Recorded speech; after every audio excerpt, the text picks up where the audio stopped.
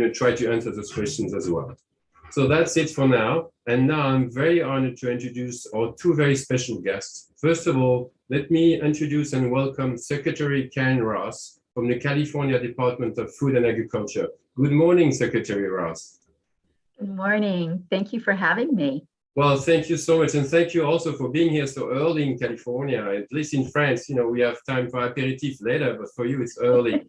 So I think you're going to talk to us about some of the Californian initiatives in terms of carbon storage and also other issues. Please, the floor is yours. Thank you. And thank you to you and all of the organizers and speakers for this tremendous series of webinars. I was at COP for the last week of COP last week, and having just returned, I'm re-inspired, re-energized, and I'm always an optimistic person, but I've never been more optimistic about working together in partnership around the globe to learn from one another, to figure out what's worked in some places and might not work here. This is tremendously important. And, you know, doing Zoom meetings has shown us that we don't have to be in the same room and we can still do these kinds of sessions. So thank you. One of the things that I did learn last week is that many countries are setting very ambitious targets, really setting the pathway. And I feel very fortunate to speak from a California perspective because we've been creating the plans. We have the investment, which is hugely important to making this work, and we're actually doing implementation. We have in California, we chose to go with a more market-based mechanism with cap and trade, and that has created a climate change investment fund that has truly empowered us to do the many programs that we're doing. I feel fortunate that this state has intentionally made a statement by making an investment of several $1 billion to help agriculture transition to carbon neutrality.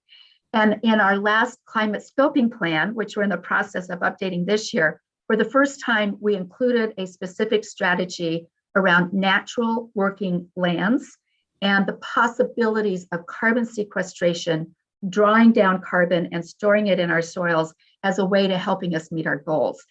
We are still trying to set the right targets for that. It's very complicated, but we're making our way. The programs I wanted to highlight today for you that have been a result of that funding have been built around some essential building blocks. One is the United States Department of Agriculture during the Obama administration really identified the building blocks for climate smart agriculture, because we have to understand that farming is a system and you can't just pull one lever. And so understanding those co-benefits and being able to quantify them is critically important, but they all have to be centered around that ability to draw down carbon, to reduce our greenhouse gas emissions, and to be a part of the solution. Our first program was our on-farm water use efficiency program, which happened during our first drought. We're now in a second drought. And it was for the first time we really looked at the state of irrigation in the state and what we could do to improve those practices and tie it to greenhouse gas emission reductions, which was energy savings. So since 2013, we've funded over 800 projects, and we've been able to reduce by 80,000 metric tons of CO2 each year by having those programs in place. It's meaningful. It was the first time we ever asked a farmer to calculate what are your greenhouse gas emission reductions, that estimation. We have a tool through USDA Comet Planner that allows our farmers to easily do that. Hugely important tool. But we also know we've saved water, lots of water, but we've also improved nutrient applications, which is hugely important for a state that depends on groundwater.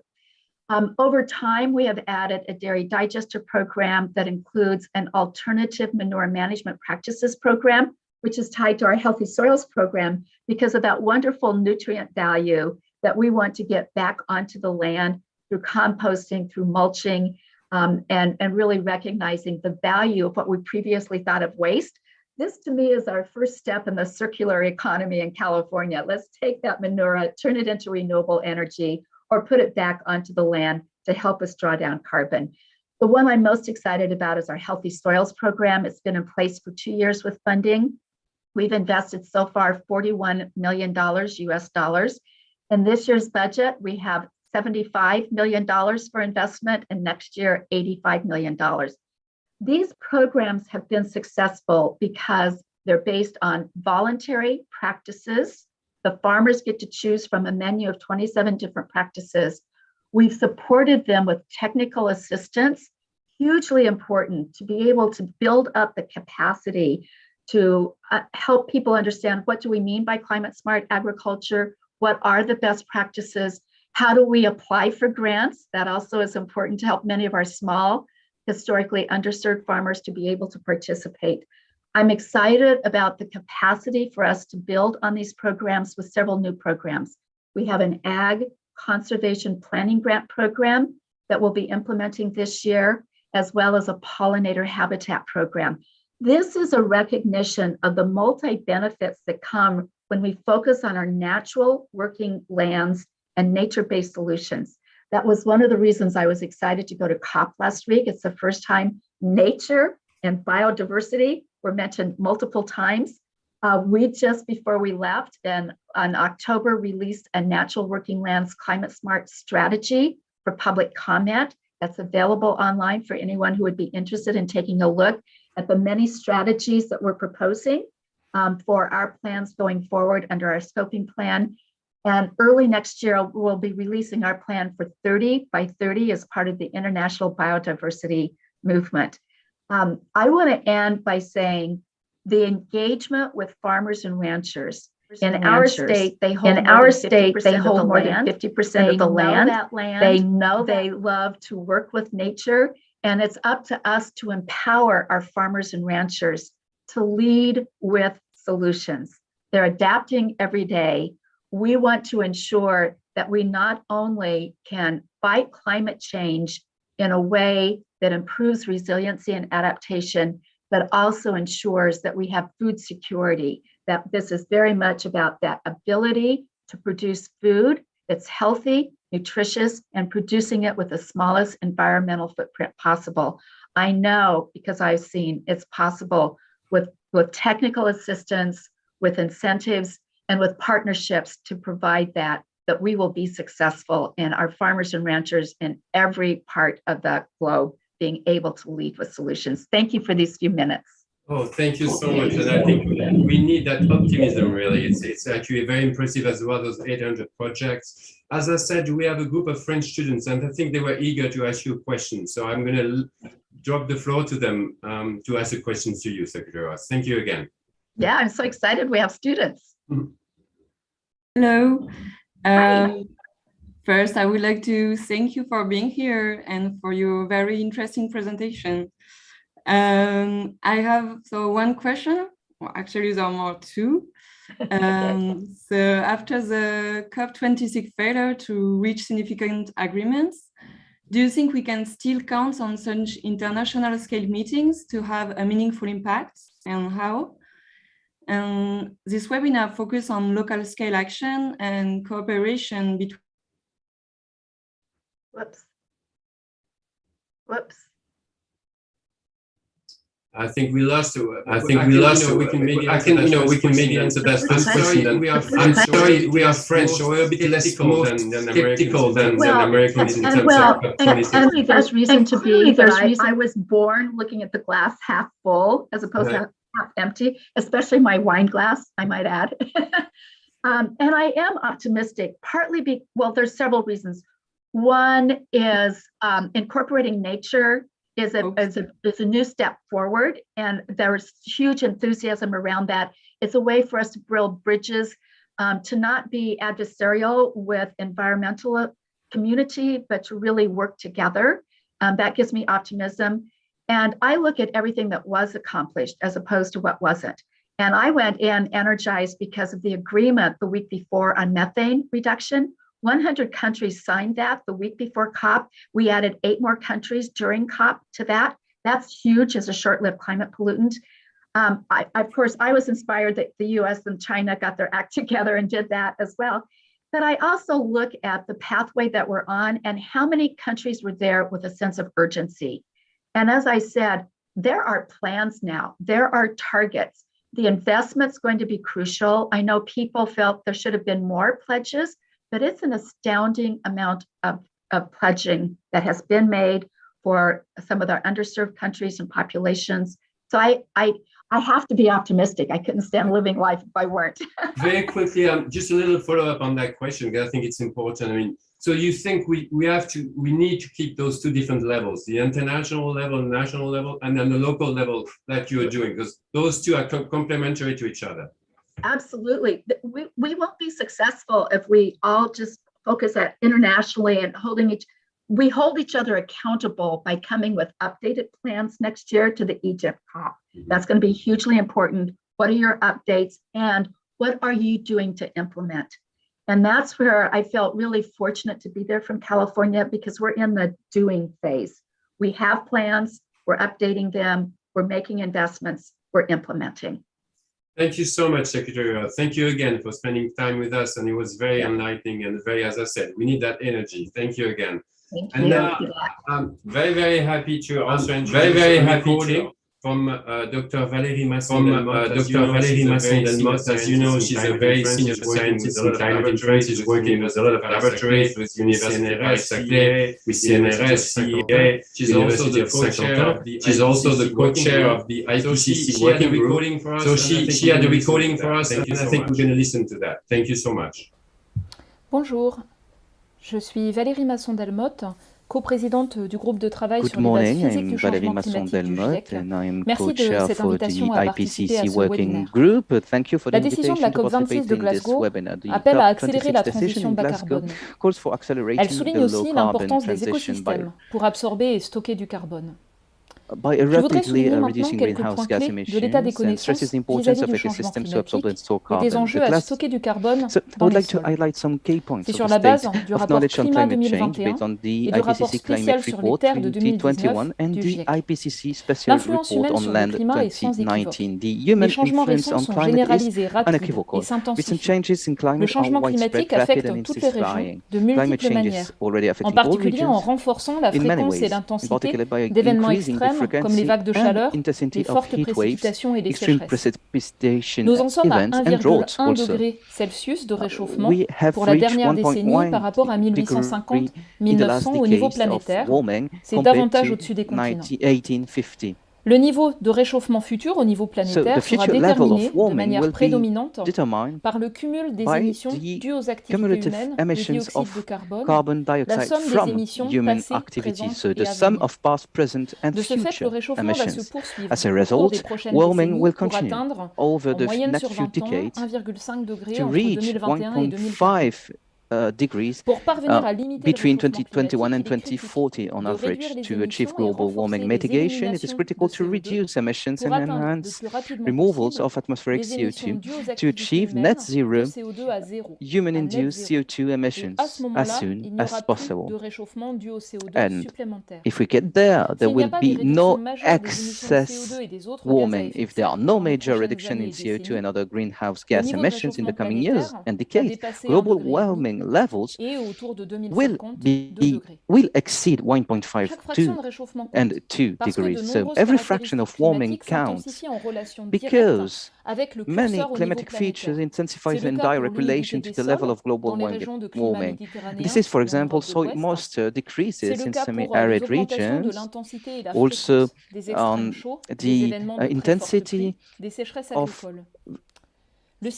droughts and different events, and also the water cycle is intensifying with the different events and with harsher seasons, and the number of days with temperature above 35 degrees is increasing, a threshold that is associated with drops in some agricultural yields, and this increases as the global warming increases. So each region will continue to face multiple simultaneous changes in these multiple impact-causing climate factors, and this will be more widespread and pronounced for each additional fraction of warming. By limiting the future peak of warming, we can give more time for adaptation on the coastal region by limiting the sea level rise, and this also help to reduce the possibility of eventualities whose probability of occurrence is low and polar now, but whose consequence would be devastating, such as forest dieback, simultaneous extreme events, or the stabilization of several parts of Antarctica.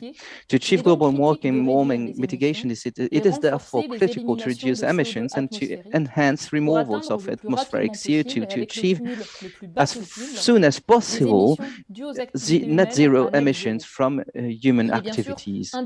It is also necessary to reduce emissions of other greenhouse gases, in particular methane, which is the subject of an important new commitment at COP26. Today, carbon dioxide emissions are dominated by the use of fossil fuels at 80–90% and by land use changes such as deforestation, peatland destruction.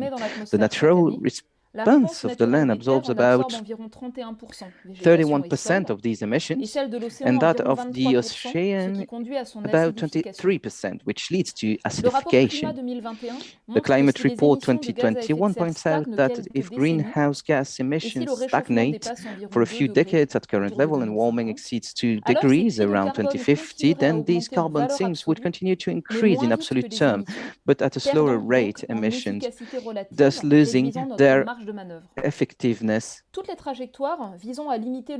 All trajectories aiming to limit warming to well below 2 degrees or close to 1.5 degrees involve actions to reduce greenhouse gas emissions from fossil fuels and actions to counterbalance emissions that are difficult to eliminate in some sectors, such as agriculture, industry, aviation, by actions to remove CO2 and store it. In addition, they also include actions in the land sector, taking into account the multiple aspects of sustainability, adaptation, mitigation, reduction of GHS, land degradation. We also have to strengthen food security, talk about the challenges about biodiversity and water. Among the actions that have a positive effect on all these issues is the management of organic carbon in the soil. We have lost the sound of the speaker. La protection, la restauration des écosystèmes et la gestion durable des forêts. L'augmentation de la séquestration de carbone dans les sols offre l'avantage. Increasing carbon sequestration in soils has the advantage of not adding to the pressure of land use. Néanmoins, le stockage de carbone dans les However, et le sol storage of carbon in plants and soils poses a risk of subsequent loss of this accumulated carbon through floods, droughts, fires, pest attacks, or poor management. Increased temperature may also increase soil decomposition, but there's still a lot of uncertainty on this point. Due to difficulties in taking into account microbial dynamics and nutrient-related effects in soils. Therefore, we have to focus on important level for action, which is to increase storage. It should be affordable and have co-benefits in terms of biodiversity and soil quality. The challenge now seems to be enable to a change of scale for rapid and effective action. Although demonstrators exist for better carbon management in soils, there are still many barriers to understanding the potential and limits, and also a lack of resources and institutions to deploy these actions on a widespread basis. It also requires rapid progress in the method for monitoring inventories and verification of soil carbon flows and stocks, so that this action can be fully integrated into mitigation strategies. It was in this spirit that my team asked Terre-Cite to act locally and contribute to strengthening the carbon sinks in the area we are working on, up to the level of the emissions that we have been unable to avoid or reduce. In the preparation of the recent IPCC reports, the labeling of low-carbon methodology is a key condition for this type of operation. I wish you a great webinar. Thank you. Well, thank you so much for that recording. I think it's very useful to be reminded of the objectives that we have to set for ourselves, and also the link between climate change and obviously gas emissions and also carbon storage. Now we're going to move to the first kind of part of this webinar, which is a French presentation. I'm very happy to introduce to you Julien Viau. He's going to introduce actually himself to you because he has all the details about what he's done in the past and everything else. And we are very happy for him to describe to us the strategy of the French government in terms of lower carbon storage. Julien, please. Merci beaucoup. Julien Viau. Thank you very much. Julien Viau, head of the Carbon Market Office, French Ministry of Ecological Transition. I am an agricultural engineer by trade, so I'm very happy to work on these topics. I am in charge of carbon market issues, including at European level, but also at international level. And at the Paris agreements, we reached an agreement. Now there's a new one during the COP26, and we're especially working on compensation standards at international level, especially when it comes to carbon sinks. That at the ministry, we have developed several strategies that I'm going to present right now. Before discussing this, I'm still on the first slide of my presentation. I would like to let you know that I'm going to present a new mechanism working on climate and mitigation strategies, but in the agriculture, it's not the only thing we have. We have the Common Agricultural Policy. We have several policies in place to reduce carbon emissions. In other words, a lot of means and resources to improve best practices to combat climate change. So I'm not going to present all policies at our disposal, but just this brand new mechanism that has just been set up, and this comes as a complement to go beyond what is already done.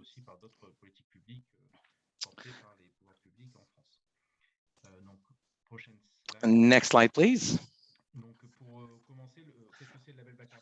So what is this low carbon label, label bas carbone in French?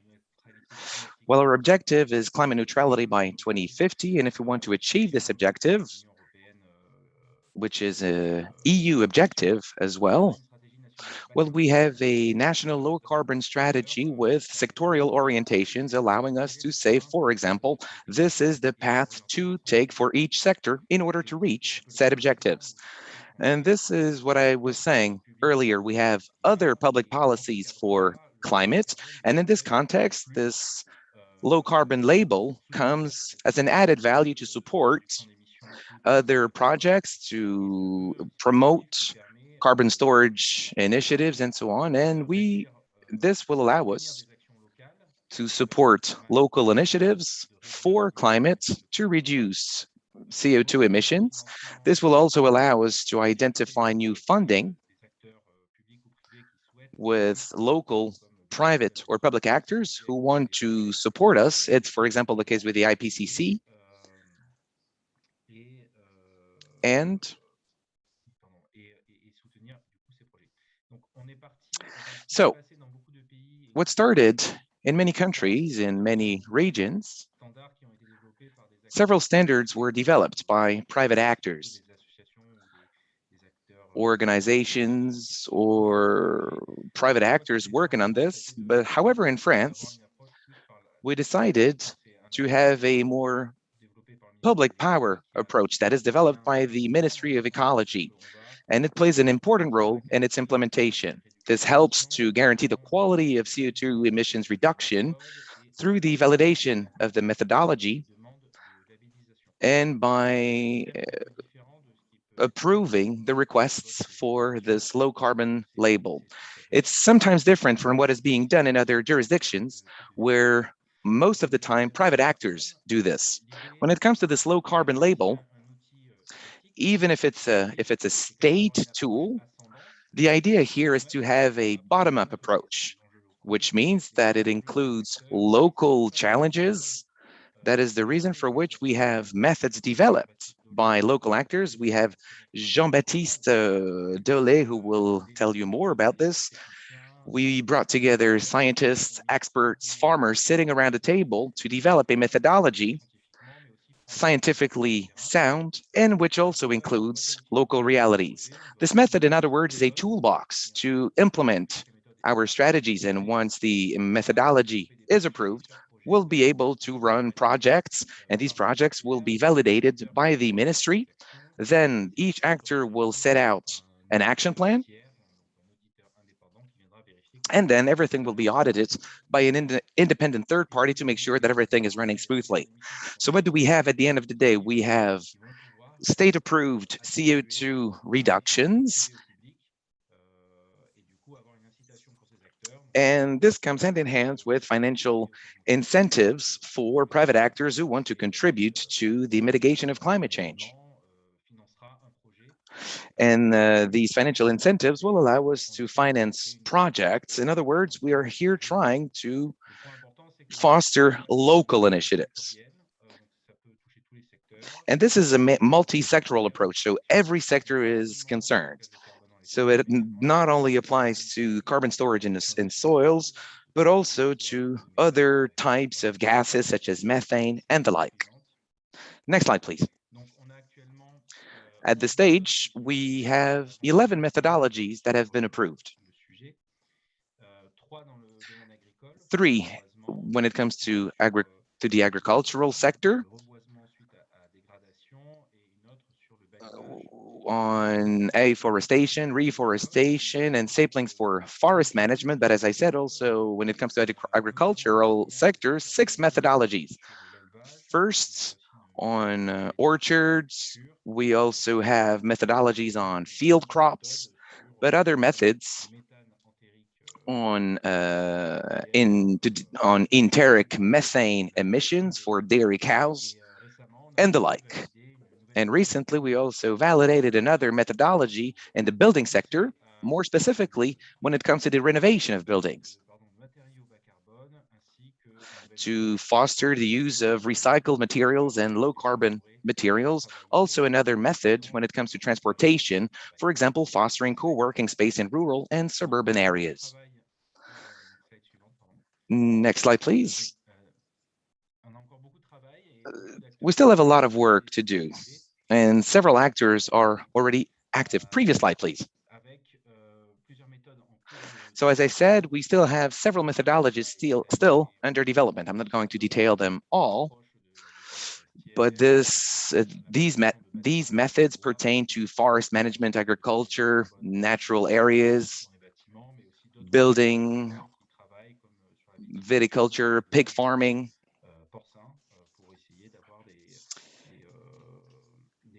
in order to have methods which allow to have a lot of outcomes in a lot of sectors. Next slide. We've been quite fast in our progress. This project is only 3 years old, and we have 55 projects which have been labeled, but a lot are still in the pipeline. But this gives you an overview of what we are doing. 145 forest projects which have been labeled, corresponding to 231,000 tons of CO2. Then Jean-Baptiste will tell you a little bit more about what he's been doing for his agricultural projects, bringing together 302 farms. But we also have about 175 projects that are currently under examination. In other words, our growth has been exponential. Our objective is to reach 1.2 million tons of CO2 before the end of the year. And we believe that we'll be able to double the scope and size of our projects by next year. And I would like to conclude my intervention with a more European perspective. This project has been applauded by the European Commission, who today just approved a strategy on soils. And I think that the EC will publish an initiative very shortly in order to develop low carbon labels or carbon removal certifications by next year. In other words, this project will receive an echo at European level. This shows that working at local level is the key if we want to combat climate change and if we want to foster such evolutions. Thank you very much for your attention. The details of the carbon strategy from the French government, and also all the projects are either started or are going to start soon, and also giving the European perspective. And I think we're going to move to Jean-Baptiste Dolé now, who is going to give us some details in terms of how many actors we need on one project, and also when it involves livestock. Jean-Baptiste, it's for you to talk now. Bonjour, bonsoir.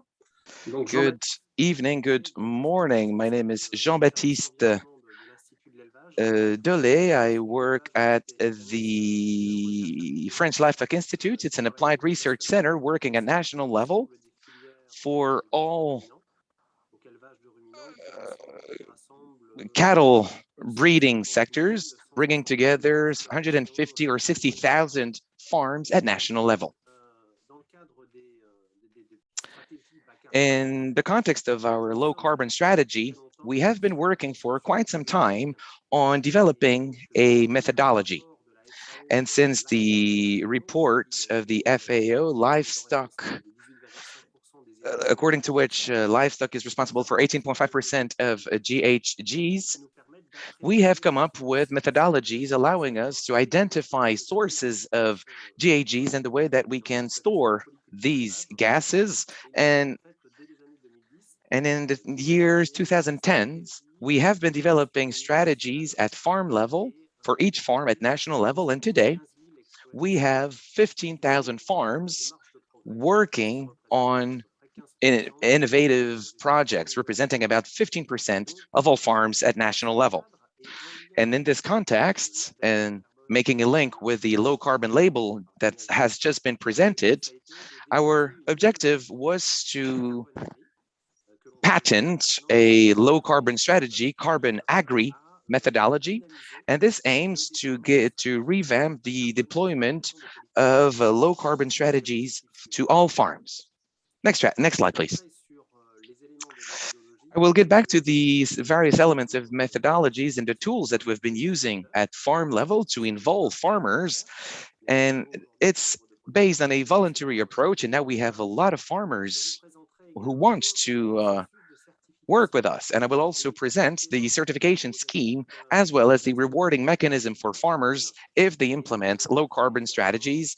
And then lastly, I will present the carbon projects implementation with an association created by farmers at national level. Next slide, please. Regarding the tools, I am going to present the carbon agri method, but it's linked to the environmental assessment tool, the so-called CAP2ER tool. It's a tool to assess the environmental performance of each farm, and if you associate both tools, you can assess the CO2 performance of an entire farm, and this is what truly matters. It is important not to only work on one part of a farm, because we have, traditional cattle breeding systems for dairy purposes, for meat.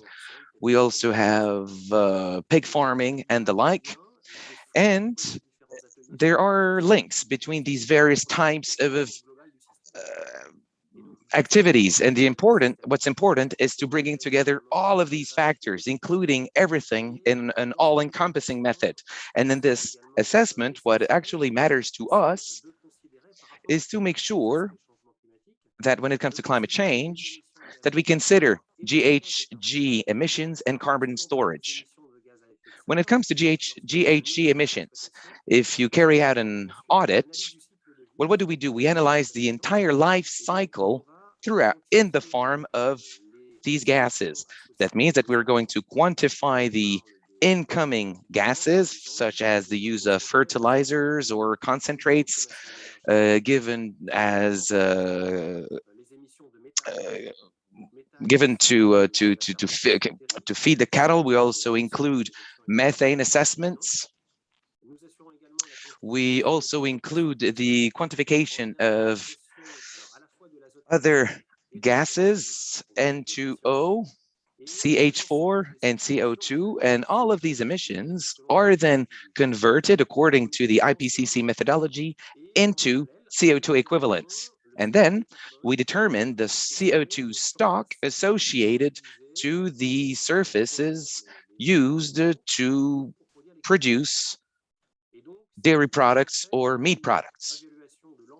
And this allows us to have a clear idea of the complete CO2 footprint of the entire farm, or at hectare level, or at a kilogram of meat produced. In other words, we can have several denominators.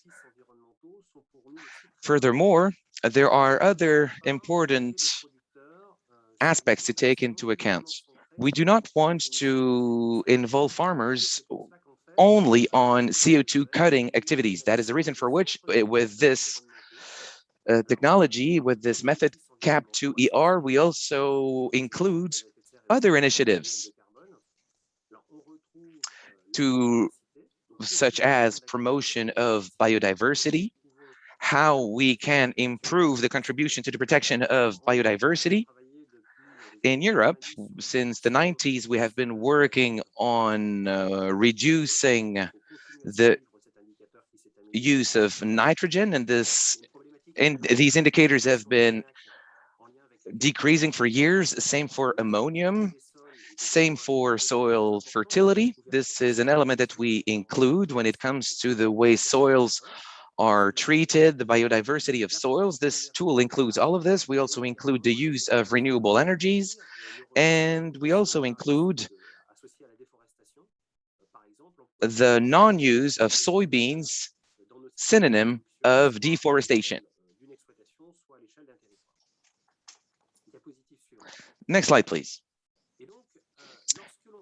And then, when we set up the carbon agri method in a farm, well, we want to create, let's say, a progress plan to see how much progress has been made by each farmer. Here you see the different phases. It usually runs over a period of 5 years. First step, carrying out an initial audit of this farm, allowing us to determine the baseline. And based on this first audit, we analyze all practices carried out by farmers. And this allows us to draft an action plan to cut down GHG emissions or to increase carbon storage possibilities.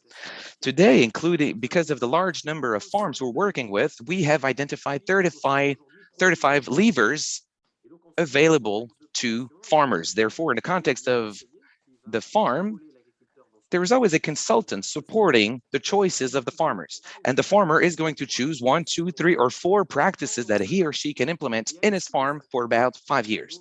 After this period, we carry out a second audit, and then we compare the baseline between the first one and the second one. And this comparison allows us to measure the carbon gains, whether it's positive or negative. This evaluation can be done by the farmer, but we always call an external auditor to make sure that the calculations are correct. And then, after verifying this in the context of, and then a low carbon label is handed out. Once this carbon reduction has been verified, we can then sell the carbon credits on the carbon emission trading system. And this is how we have managed to start selling CO2 credits and thus paying farmers for their efforts. Next slide, please. In order to facilitate the implementation of this strategy by farmers and in order to encourage the adoption of said measures,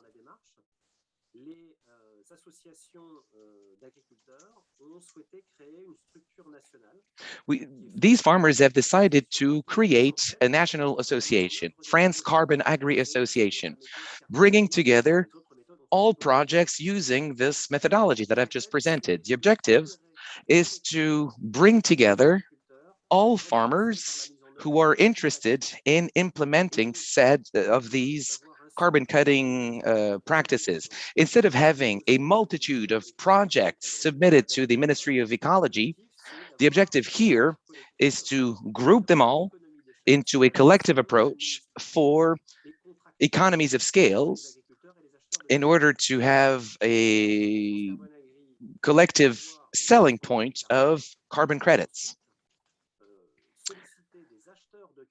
In other words, these projects are pooled together and they can sell these carbon credits for buyers. And these buyers are quite numerous today, already at national level, private companies or even public institutions that are interested in purchasing CO2 emission credits. And they're also interested by the environmental co-benefits that I mentioned earlier, such as biodiversity and air quality and so on. Up until today, we launched a call for projects. One has already been has already received the label in March 2021, and a second call for project is going to be launched by the end of the year. And these two projects bring together and represent 1,600 farmers who want to reduce their CO2 emissions corresponding to 600,000 tons of CO2.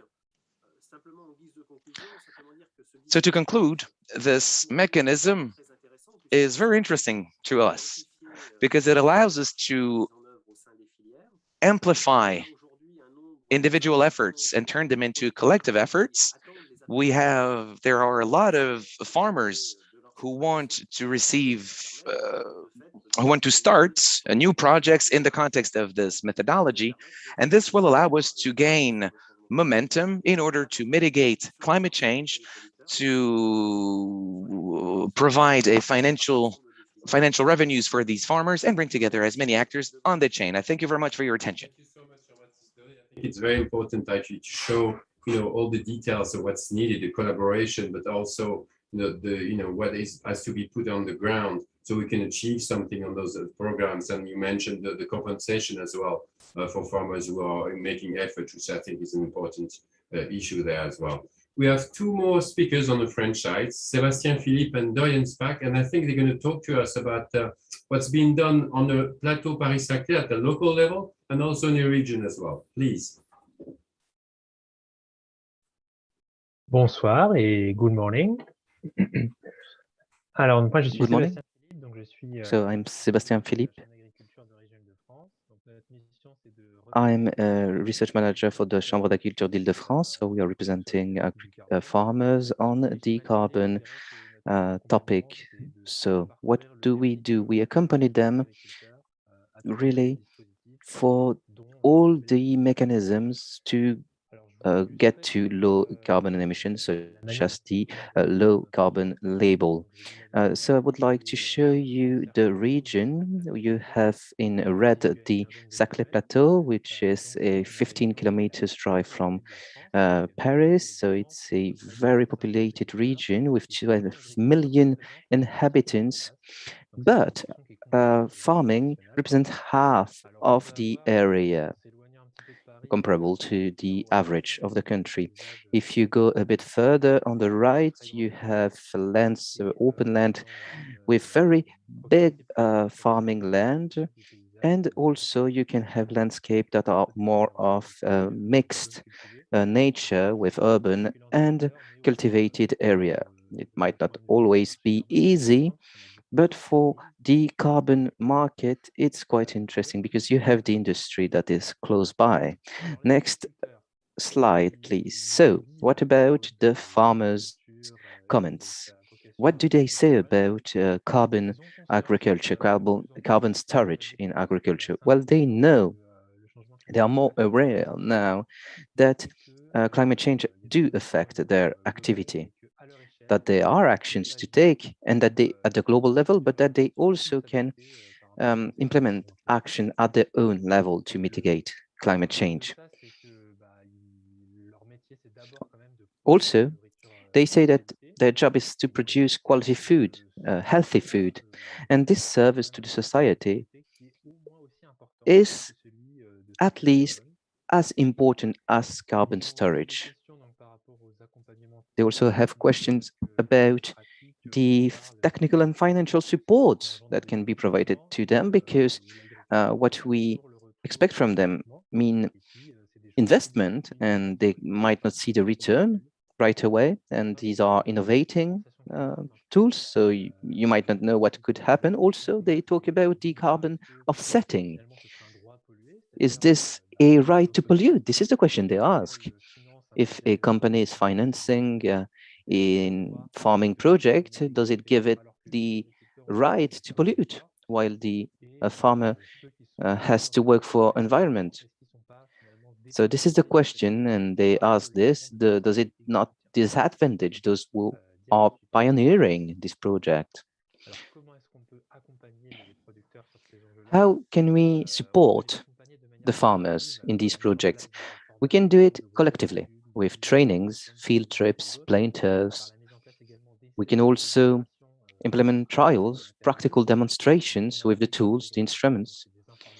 What we also provide them with is information about existing grants, also support in the different administrative tasks.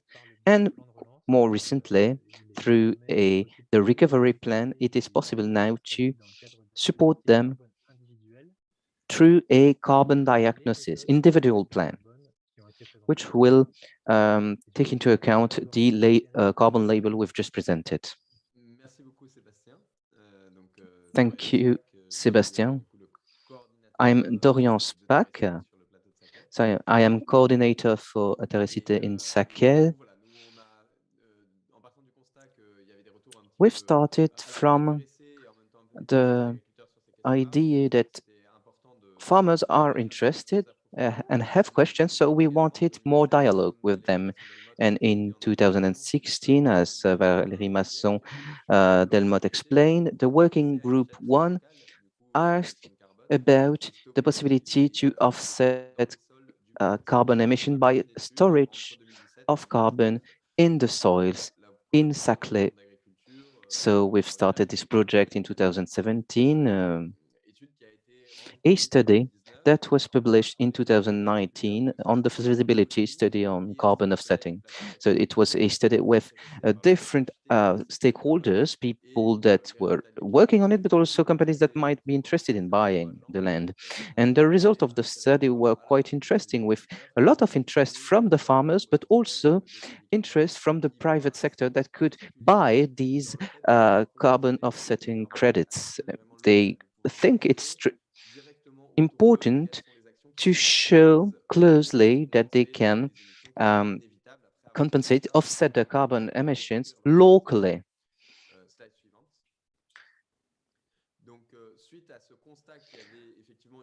So building on the result of this study and knowing that there was demand, but also the possibility to store this carbon, we decided to assess the possibility of doing it. And we realized that most of the farmers wanted to assess more precisely their emissions to be able to know what they can do.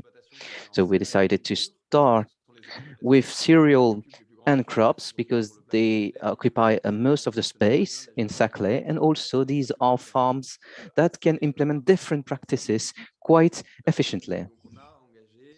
So we started with AgroParisTech. It's a teaching institute, research institute too, in France.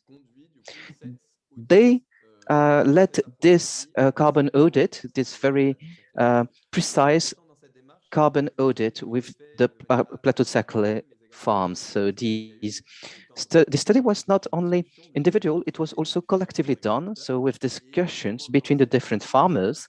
And when we started this audit, it created a dialogue between the farmers, and so creating emulation. They could discuss the different good practices, the results they can see to improve the project at the end of the day. So after these audits, the farmers told us that, yes, they want to implement actions concretely.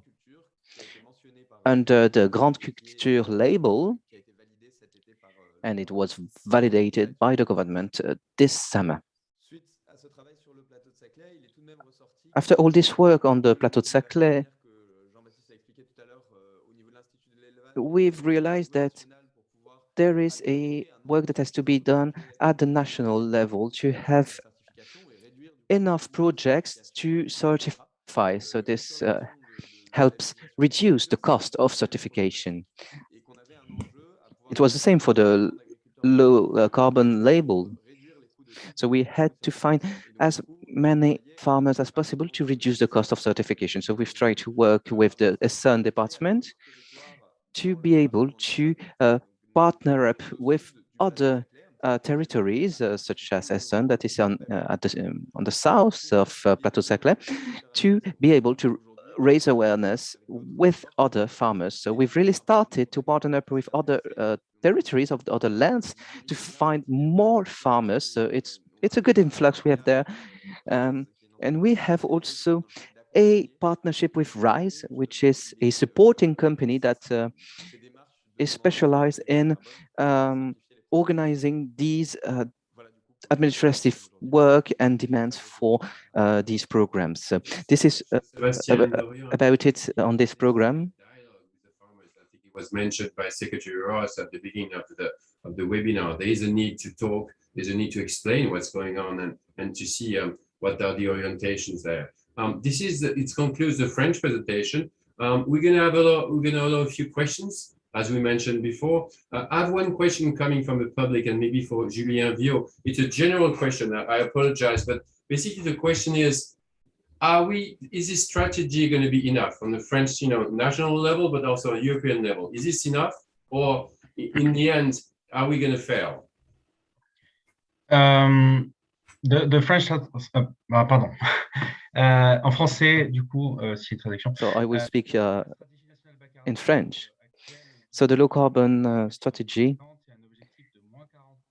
wants to aim for minus 40% in 2030 compared to 1990. But these were the targets of the COP21 in Paris, but they will be addressed because the COP26 has decided on minus 55% net. And this is very important.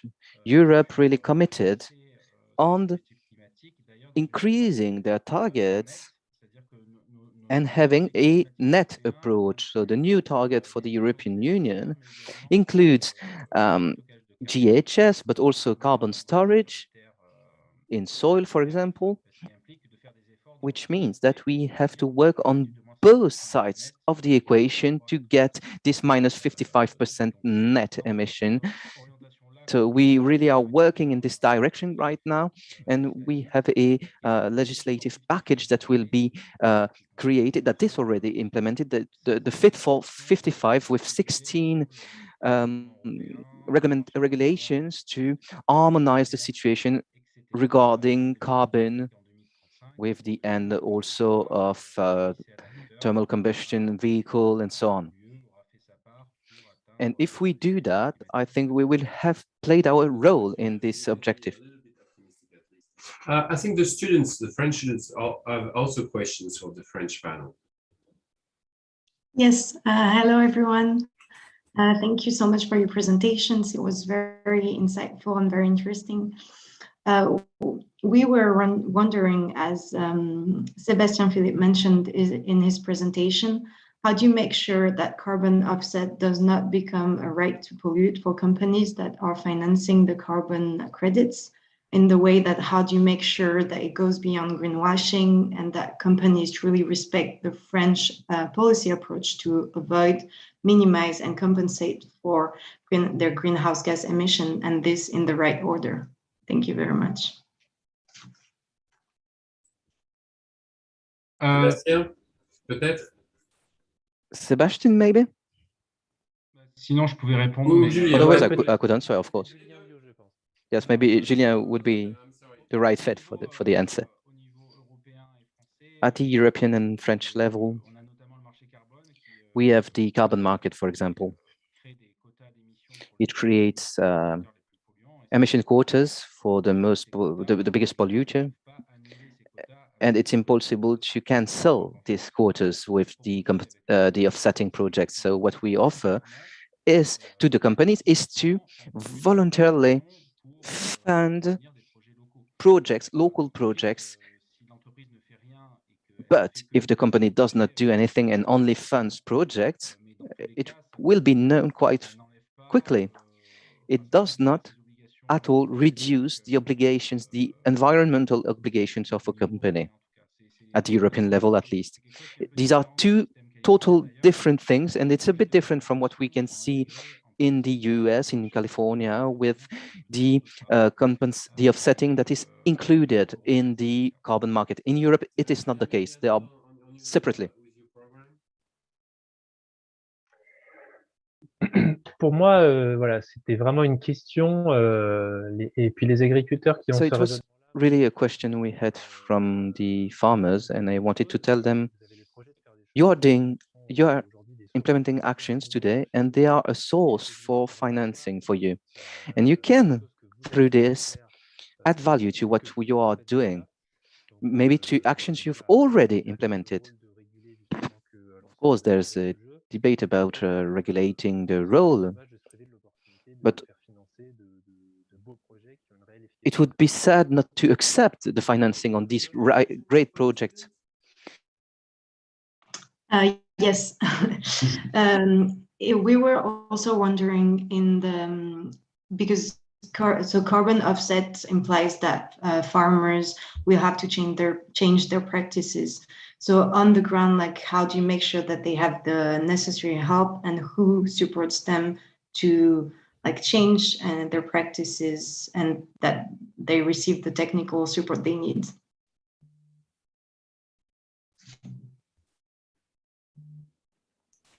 Who wants to answer? Jean-Baptiste. Oui. Effectivement. Alors, par rapport au suivi des agriculteurs. Yes, indeed. On the monitoring of farmers, we have tools right now to monitor the practices implemented. We have all the technical data. For example, about purchasing insurance, the number of cattle, and so we have a very precise description of all the practices on the ground, and we do a follow-up during the entire project. So there's a tracing during implementation of the project. This means that for the people buying the carbon credit, we can tell them and explain them the evolution of the different practices, actions on the ground. So we have a very precise step-by-step evolution of the different projects. Moreover, beyond the tools, we have advisors that will accompany the farmers during the audits, but also will give them advice about the action plans to implement. And we have to train these advisors, of course. And we've developed at the national level trainings to really strengthen the skills of these advisors. So at the national level, it's part of the Cap des Heures certification in order for Veritas to be able to certify the results of these audits. So once we have the advisors trained, they have to accompany the producers during the 5 years of the project, from the get-go to the end. And this guarantees really the implementation of the good practices. One very quick question before we move to the Californian presentation is for Julien, but I think it's an important one. Somebody's asking, what's the percentage of French farmers participating to those programs? I mean, is that a small minority? Is that big enough, or are we increasing? Julien, maybe you have the answer to that. Je laisserai peut-être à Jean-Baptiste compléter. Il a peut-être les I bons might ordres. give the floor to Jean-Baptiste to complete on that. But as of now, we are more or less 100 farmers working on that, and this is only the beginning. We are still mobilizing the farmers, so this number might be low compared to the 100,000 farmers in France, but I don't know the right numbers, of course. So this is a global challenge, really. But we want to show that there is a movement, a solution that can be found there.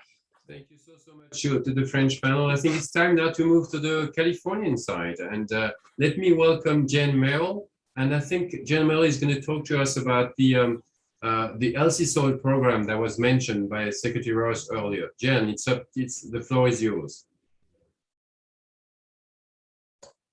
Great, thank you so much. Hello, everyone. Again, my name is Jeannie Merrill. I'm the Policy Director with the California Climate and Agriculture Network, or CalCAN.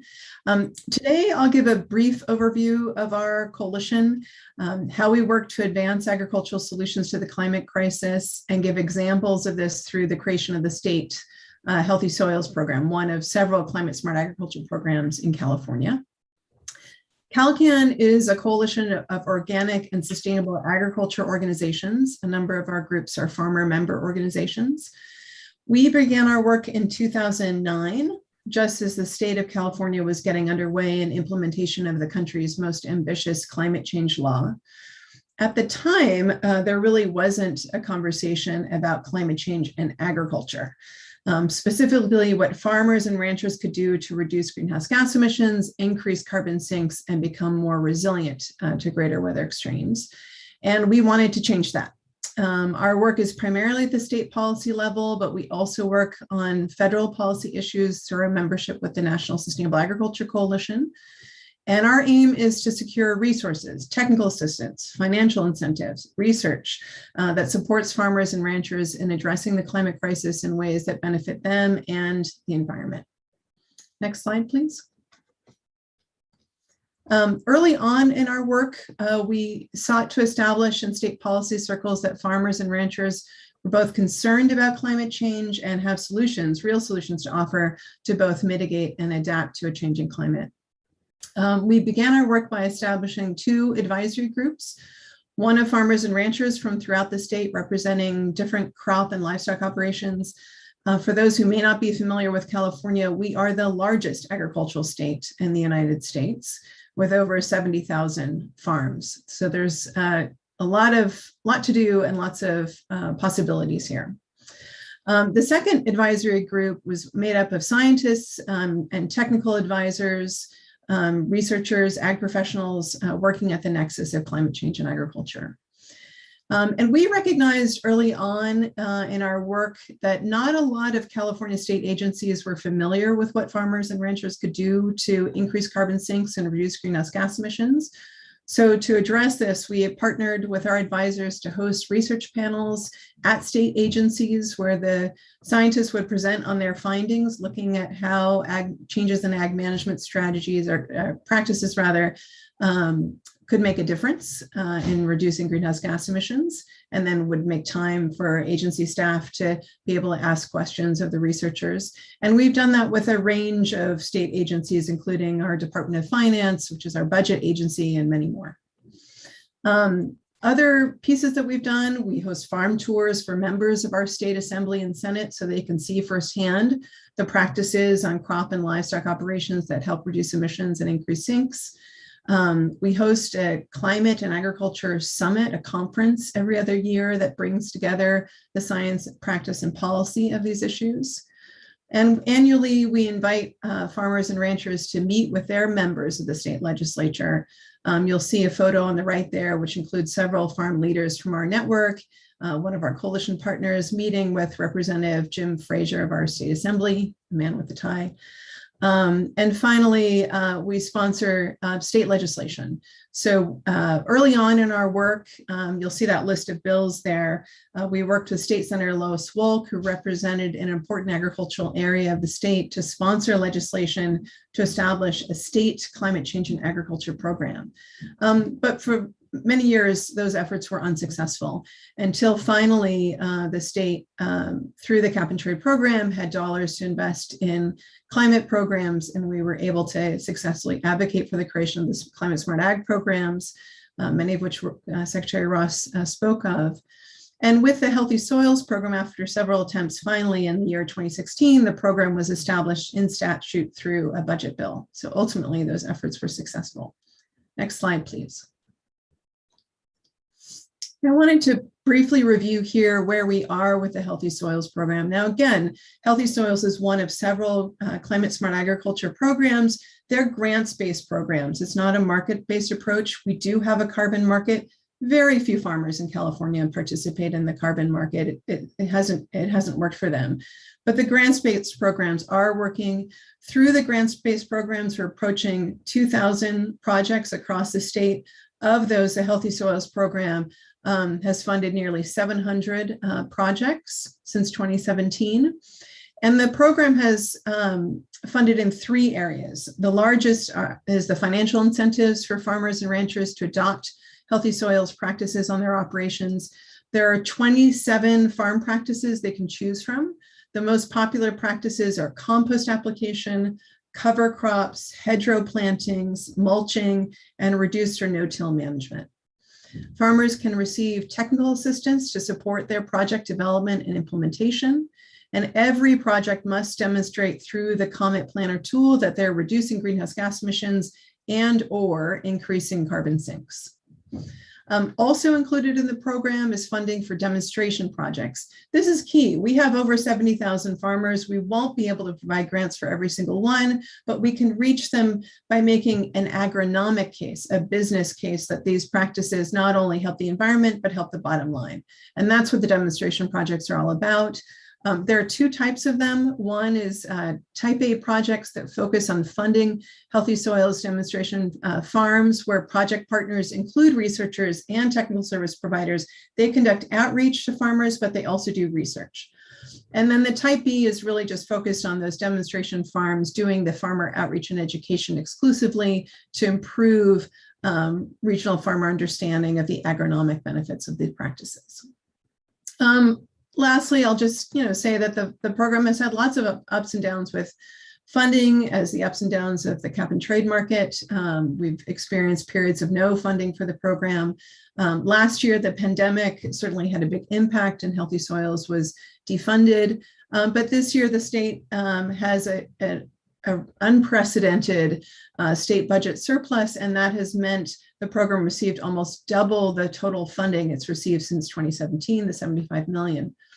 And so as a consequence, going into this next year, we'll be looking at ways to help with the scaling up of Healthy Soils and the other climate smart ag programs, working with our partners to ensure strong applications and looking to support efforts to streamline implementation of those projects. Well, thank you so much.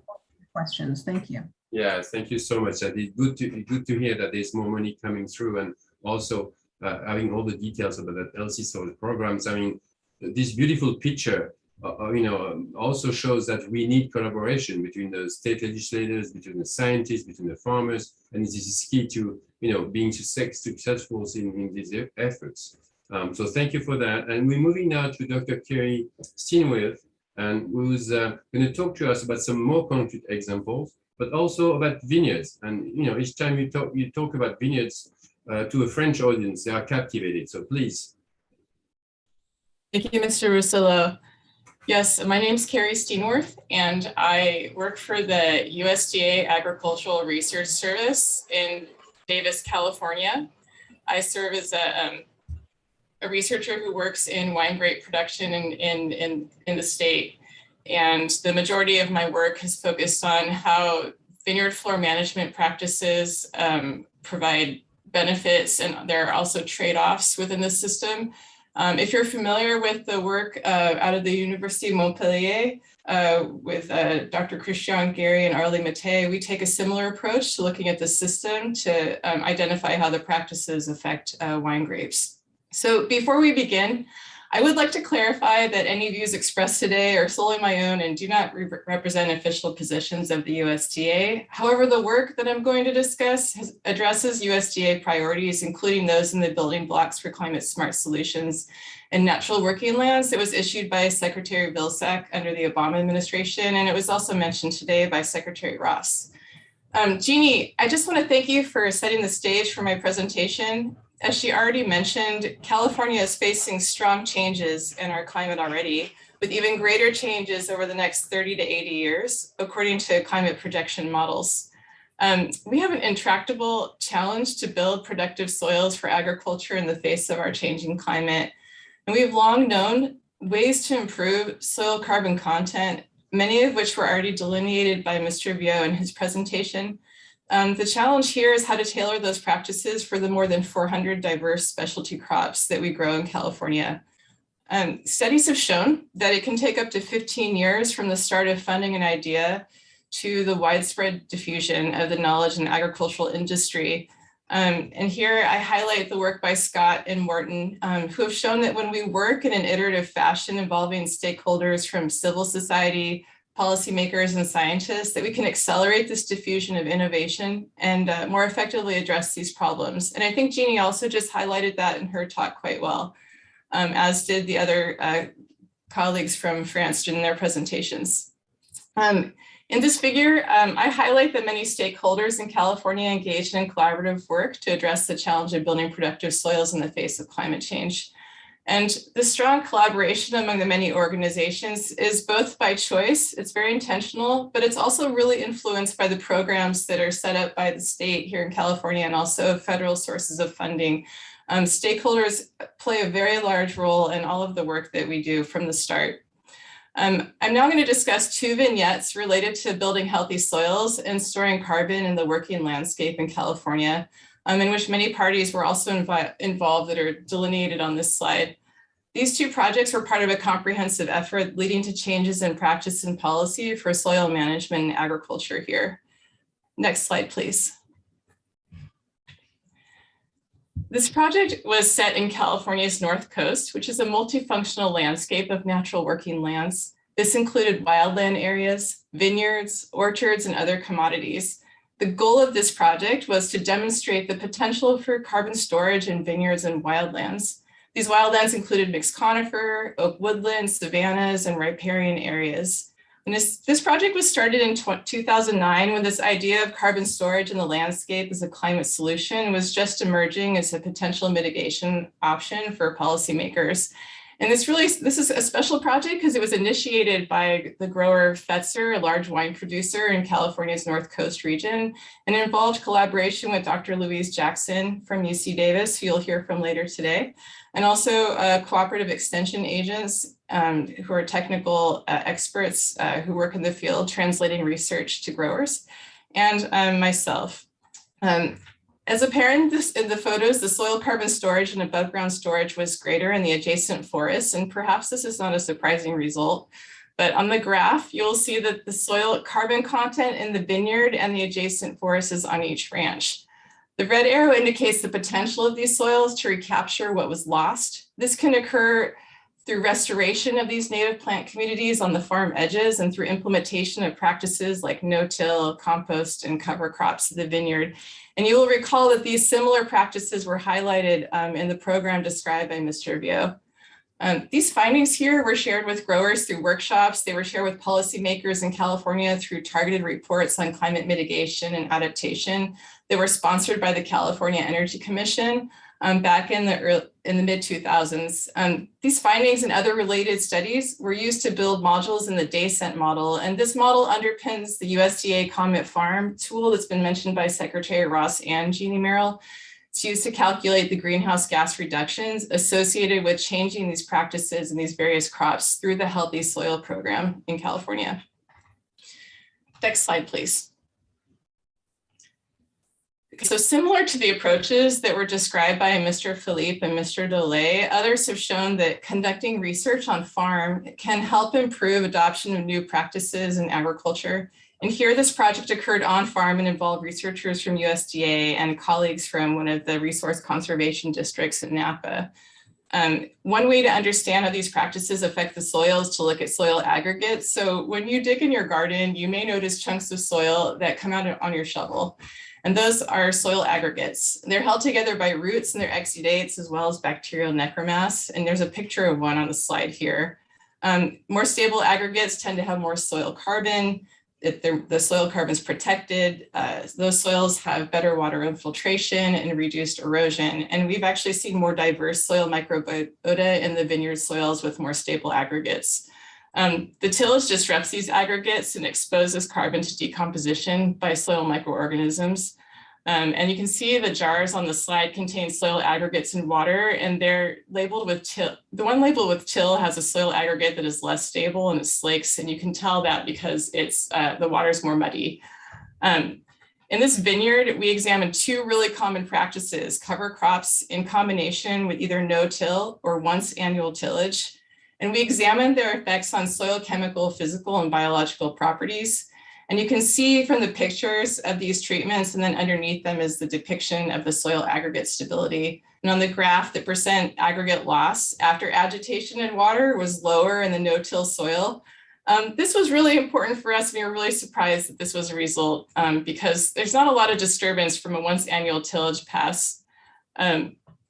So we found this to be exciting because it suggested eliminating the annual tillage pass would have a very strong benefit for improving soil health, as well as avoided fuel use by the tractors.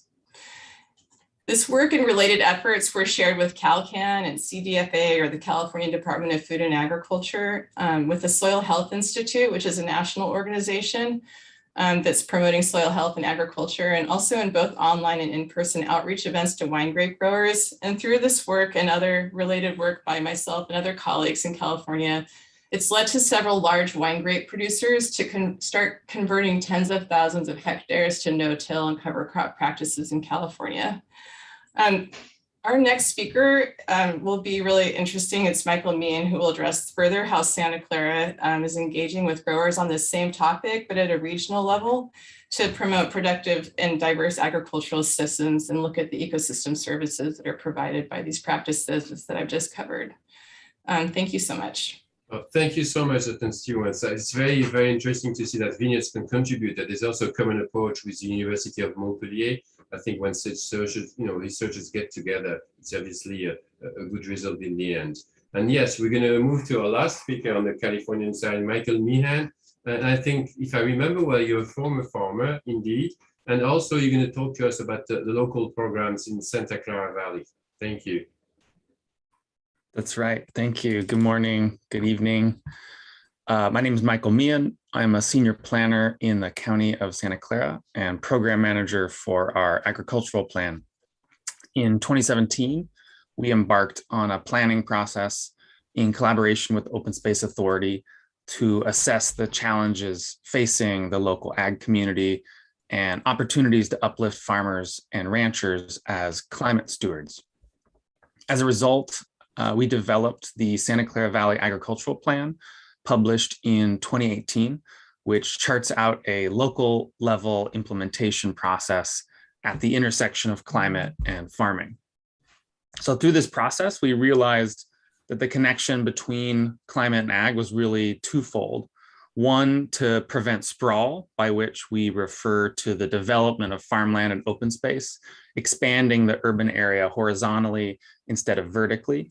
This results, of course, in the loss of the resource base, the farmland, and increases the traffic, the vehicle miles traveled on our roadways, which in California is our greatest source of emissions. And then two, to invest in resilience, to invest in the soil, in its carbon holding capacity, and importantly, the overall regional resilience provided by agricultural lands. Importantly, we realized that in order to reduce sprawl and the loss of farmland and to increase agricultural investments in the soil and climate resilience, we had to think about the long-term economic viability of our ag operations, and that part of this viability depends on compensating farmers and ranchers for the ecosystem services provided and the value being accrued to the general public in the form of climate resilience for the community. So as a result, we created what is called the AG, or the RE grant program, or the Agricultural Resilience Incentive, which is a local level funding program for climate smart practices like the ones we've been discussing today. This is a program really similar to the state grant program that Jeannie and Secretary Ross spoke to, and using the same science-backed practices that Carrie just discussed. Next slide, please. So through the development and implementation of the ARI grant program, we realized that we had to change the mindset about agriculture and begin to treat our farmers and ranchers more as public servants. A good example is the way we think about firefighters and school teachers. These are non-negotiable roles in our society, providing public service to benefit the overall population. And when I say firefighters and school teachers are non-negotiable, what I mean is that these services are so important to public well-being that we cannot leave leave them out or leave them only to the open marketplace. In other words, we can't just privatize firefighters and education unless we are okay with abandoning certain communities without these important services wherever the market doesn't work out. So similar to education and fire safety, we believe that climate resilience and the role of farmers is equally vital to a community. So we realized that we needed to be wary in treating carbon as another commodity that farmers are producing in order to avoid what's called what we refer to as a race to the bottom dynamic, where the only farmers that can participate are those that can sequester carbon at the cheapest, fastest, and largest scale. Instead, at the local level, we needed to change the mindset about farmers and begin to think of climate resilience and carbon sequestration as a public service rather than as a commodity. So carbon sequestering, of course, has a global impact. We've heard a lot about that today, but when we think of it as a marketplace and farmers as producing carbon credits as a commodity, we overlook all the other ecological benefits and increased climate resilience at the local level, which has been our focus. So in short, we have to think about these practices beyond just carbon and how it should be the role of local government to support local climate smart ag practices to increase the local ecosystem resilience. Next slide, please. Another important realization during the development of our ARI grant program was that we had to be really deliberate about small farm participation, and that if we focus on their access to resources like funding, education, technical assistance, if we meet the small farmers where they're at, we can avoid that race to the bottom where only the largest farmers benefit. Similar to the principles of design thinking, if we make this work well for the farms with the greatest challenges and barriers to access, the program should work better for everyone who participates. Critical to this approach, of course, is to trust the farmers, to focus on empowering them and supporting their viability, and also to trust the science, the hard work of soil scientists like Carrie. So in short, we are aiming to change the mindset here as well, to avoid means testing, where only the neediest can qualify, as well as site-specific performance-based compensation, where farmers are forced to absorb upfront cost and risk associated with implementing the practices. And if for any variety of reasons carbon is not sequestered at the rate expected, they don't receive their compensation. This isn't to say that there should be no verification of a practice being implemented and that outcome verification in general isn't important, only that compensations for individual farmers should not be tied to their site-specific outcome verification. A helpful analogy we use is to electric car rebates or funding provided to upgrade people's light bulbs or insulated windows to be more energy efficient. In these cases, we trust the science and we trust that through widespread adoption of these practices, they will work.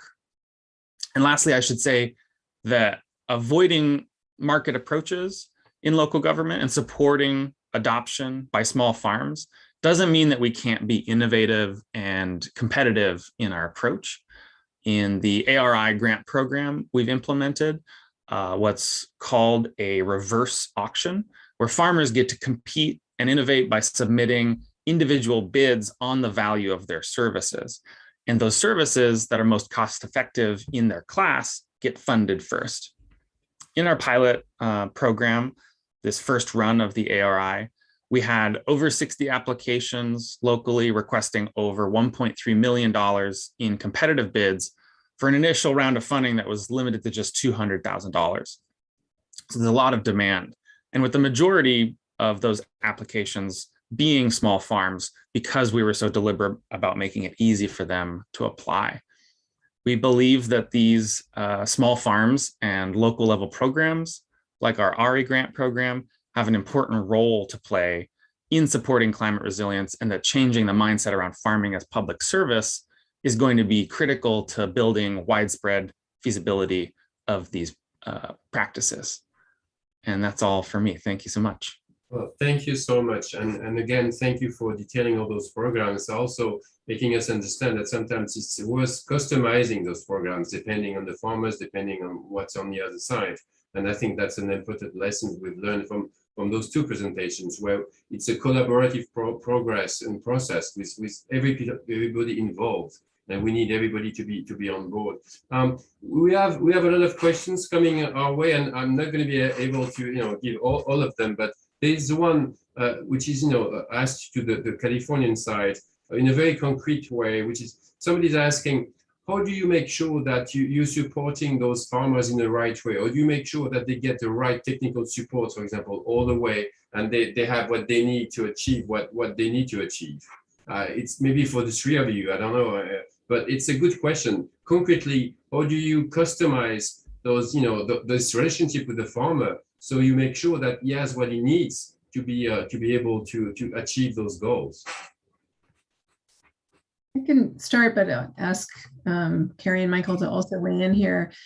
In California, we have a variety of different technical service providers. So we have regional resource conservation districts that were created in response to the Dust Bowl back in the 1930s. They still exist, and they have people on the ground in a particular region by county or by several counties, and they receive funding from the state to do that technical service, to help develop climate smart agriculture projects with farmers. So having that consistency of someone with whom you build a relationship with as a farmer, with that technical service provider, has been really important. Also through the University of California, through our extension services, they also provide that kind of technical resource. So we have a variety of different ways that farmers can connect with those ag professionals. And because there's a long history there, and we've been scaling up funding for that kind of work, it helps to ensure consistency and momentum around making sure we have what we need on the ground. Dr. Steenworth, maybe you want to chip in as well? Sure, thank you, Mr. Russillo. I'd just like to build on Jeannie's answer that what I've observed from scientists in California, the University of California, and also USDA, is that we often operate in the space between the technical service providers and the research. So we would like to participate on technical advisory boards. We'll participate with the resource conservation districts or these multi-organizational networks that need technical input to provide the most up-to-date information and answer questions. So, and that's how we operate in that space. But as far as conducting research studies with growers, there's a strong ethic to listen to their needs and values first, to identify how we are going to meet that, while also looking at research that builds soil organic matter storage and provides multiple ecosystem services that are valued by society. Thank you so much. I think the French students also have some questions for the Californian panel, please. Yes, good evening, everyone. Again, thank you for your presentations. It was very interesting. We had a question because we're thinking how in all of your presentations, you talk about how you are able to involve different stakeholders in your project. And it's very interesting for us, like, how do you manage to involve all these stakeholders from the civil society, from the politics, from the scientists in the long run? And how do you make sure they're able to communicate with each other and to understand each other when they come from such different worlds? And to go a little further, maybe what you think is the role of the civil society in these programs you've explained, and how can they play a significant role? Thank you. Who wants to answer that? I can start. So something that we've done also as a part of our agricultural plan that's somewhat unique. There are a couple different versions of this around the state, but the concept is to have an agricultural liaison, or someone who can help navigate relationships between the different agencies. And typically this has to do with permitting, Typically, this has to do with compliance with regulations, but in the development of our position, this is a full-time person whose sole job is within our local jurisdiction to help farmers get access to resources. But we are also imagining that they can serve as a liaison with our UC Cooperative Extension Service, with the resource conservation districts that Jeannie mentioned, and that they can really be kind of a quarterback for the agricultural community and not only connect them, be a matchmaker with the resources, but also help to translate some of the challenges and the unique needs of the farmers that they're seeing every day up to the policymakers, up to the civil servants. So that's, we're just hiring that person today. It's yet to be seen how effective it is, but I think that local governments in particular owe it to their agricultural community to staff people who are able to provide assistance, because so often there's a large mismatch between the policies and the programs and the reality in the field for the farmers and ranchers. Thank you so much. Another kind of follow-up question that I see on my screen is people are asking, but how do you make sure that people communicate in the right way? Civil society, the farmers, the researchers. How do you make sure that that communication is actually useful and could be built on to achieve those goals? I'm happy to chime in on that because that's something that we think about and work on all the time. Of course, during the pandemic, it's been more challenging. We've been doing lots of Zoom meetings where we bring farmers and legislators, for example, together on Zoom to talk about these issues. We just had our first in-person meeting by invitation only in Fresno County in our Central Valley to bring researchers, local farmers, and advocates together. I think the key is to ensure good communication. You have to have regular places, regular efforts where you're bringing all aspects, all stakeholders together, whether it's those farm tours that I mentioned, or we call them lobby days, when we bring farmers to the state legislature to meet with their legislative members, or to meet with agency staff. We do that pretty frequently. And I think you have to sort of maintain a regular drumbeat of bringing people together, particularly when you're so spread out, whether you're geographically quite distant from each other. I do say that is the advantage of these Zoom days that we find ourselves in, is that we can bring farmers from all over the state together, and that's been quite valuable. But we do miss the in-person communication and the on-farm tours, because it really does make a difference, a tangible difference for people to see the practices and how they're working. Yeah, we all miss some in-person meetings, I have to say. Maybe one other question from the students, the French students. I know they have many. Yes, indeed, a lot of questions. In comparison to the French presentation, really like the low carbon label, seems to be focused on companies a lot and how they can they play a big part in that label. But in the projects you were presenting, companies do not seem to be involved at all. When in California, they probably play also a big role in the dynamic of the state. So was it a choice, or why are they not more involved? Maybe there are. Could you maybe put some light on that question? Thank you. I could start on that one and ask Michael and Carrie also to weigh in.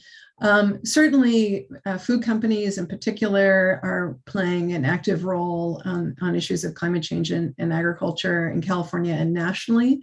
In addition to having the climate smart agriculture grant programs that we described, there is a growing voluntary carbon market where the private sector and farmers are interacting. We're not finding that's working terribly well for California farmers, so our focus has really been on the grants-based program.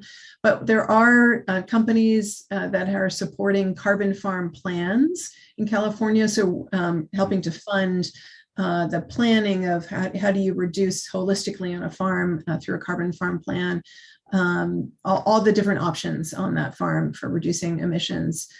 So General Mills and Organic Valley and others have been engaged with helping to fund the development of those carbon farm plans. which we find exciting. So there are lots of ways that companies, particularly food companies, are engaging on these issues, and some probably more successfully than others. Thank you so much. And actually, that last question is a perfect transition to our next phase of the webinar, because thank you for the French panel, thank you for the Californian panel. And obviously, through that webinar, we've been able to identify some common ground, some differences, and maybe some way forwards. And for that, I'm very happy to welcome Louise Jackson from UC Davis. And she's been with us from day one. So thank you, Louise, for making this synthesis and trying to understand what the best way we can work together. Thank you, and good evening, good morning to everyone. I'm a retired emerita professor and cooperative extension specialist from UC Davis, and I have the role here of reading you some of the ideas that we have as concluding remarks. First of all, on common points between France and California. What we've seen today is really an amazing set of combined initiatives and networks where many diverse actors are involved. And in both places, this focus on partnerships and engagement has only been occurring for about 10 years, and it's just grown enormously. And I think the consensus that we have, and it's, I think, backed up what we're seeing in the discussion today, is that it's working and it needs to be further amplified. It'll be interesting to see how that happens. Something also that's really interesting in both places is that there's mobilization of a lot of different types of stakeholders who even a short time ago might have been divided on issues of climate change and mitigation and adaptation, or reluctant to be involved. And there seems to be an easy slide into getting involved. Okay, differences. In France, the Common Agricultural Policy of the EU has been the main force setting up things like soil carbon sequestration and climate-friendly policies. And this new low-carbon scheme of the French government is still in development. And it's really innovative in the way that it's using carbon markets. It sounds like it's still waiting to mobilize a lot of farmers because it's still in its infancy. But it's unique in finding a way for collective action.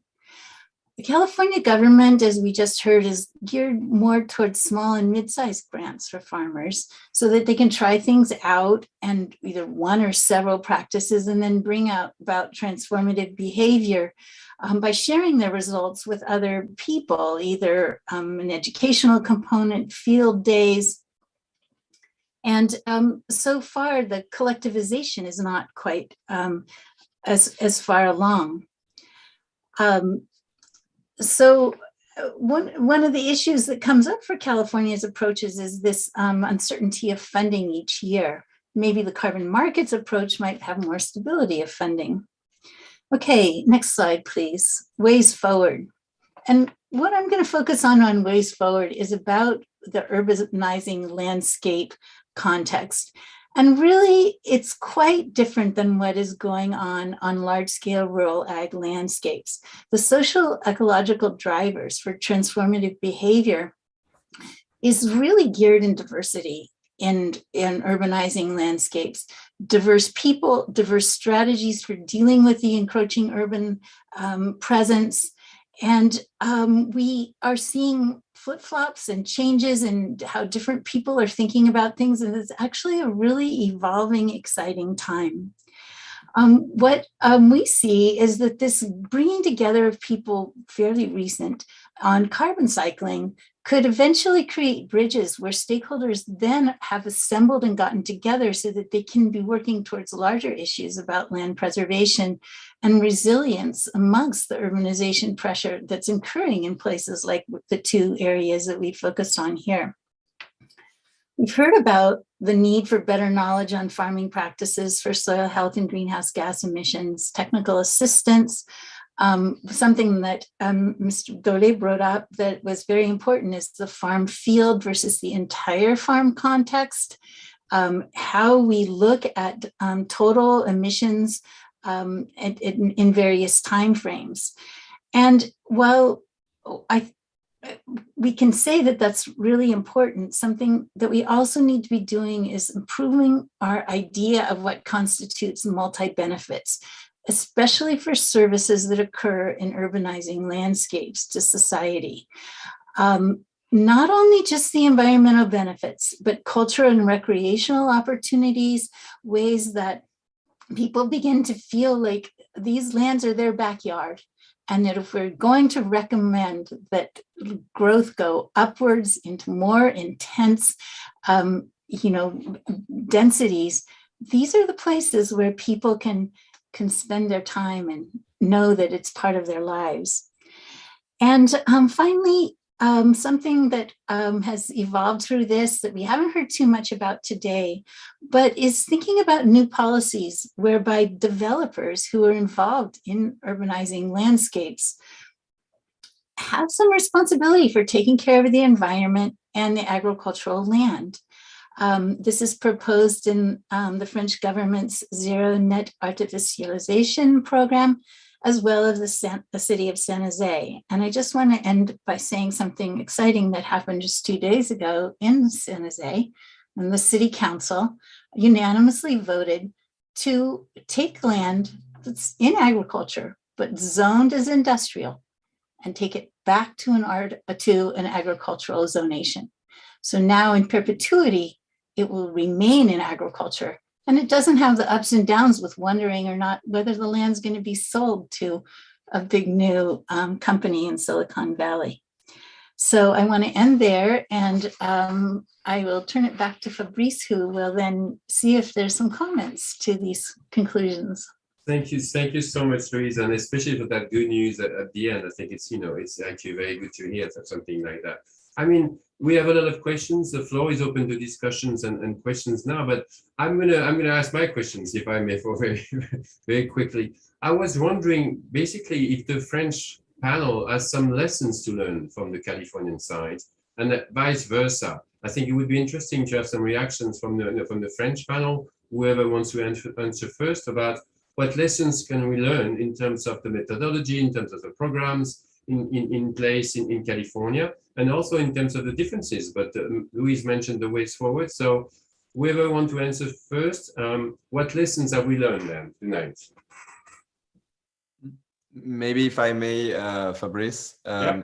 There's what Michael Mian, I think, brought is very interesting, the attention to making sure that all the farmers basically have the possibility to participate in such programs, and making sure that there's a support that's provided to the farmers to make sure that they're in a capacity of getting in the programs, whatever their financial base, whatever their administrative capacity and everything. I think that's really crucial if we want these things to really have a very wide impact, and also to be able to work throughout the different fields of work and throughout the different agricultural specialties, and not only be restricted to only the livestock and the grain production sector, but to all kind of productions. And there's really an effort there, because you also sometimes have farmers that have different kind of productions, and you have to be able to cater to their different perspectives and needs.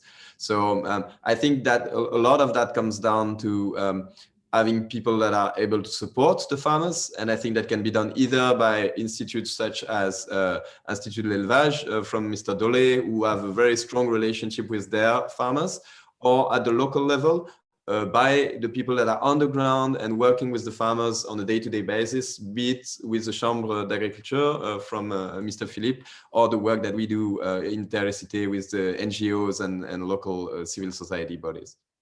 Well, thank you so much, Dorian. Maybe some other comments on the French side about lessons learned that maybe from California.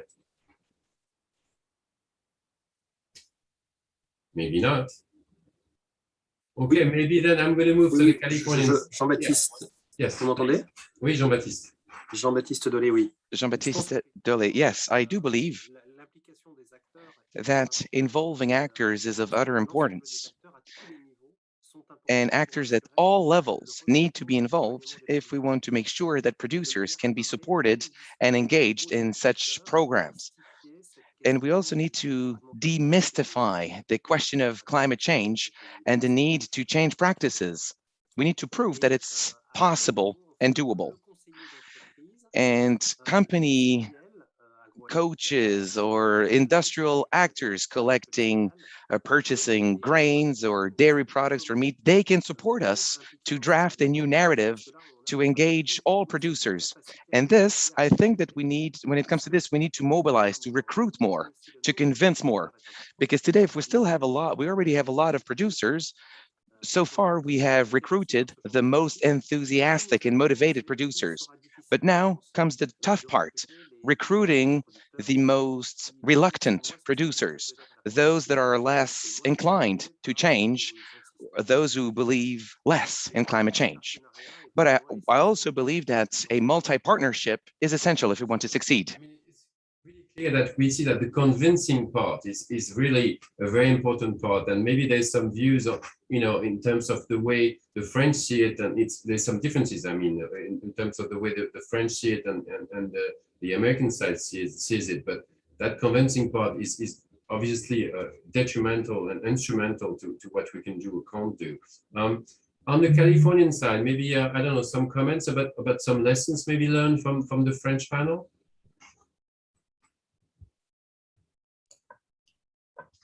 I can start. I'm certainly very interested to learn more about the label efforts, because I think we really do have to demonstrate to farmers and ranchers who are often, on the margins in terms of profitability, that there are rewards out there for making these transitions, which are not easy, which involve risk.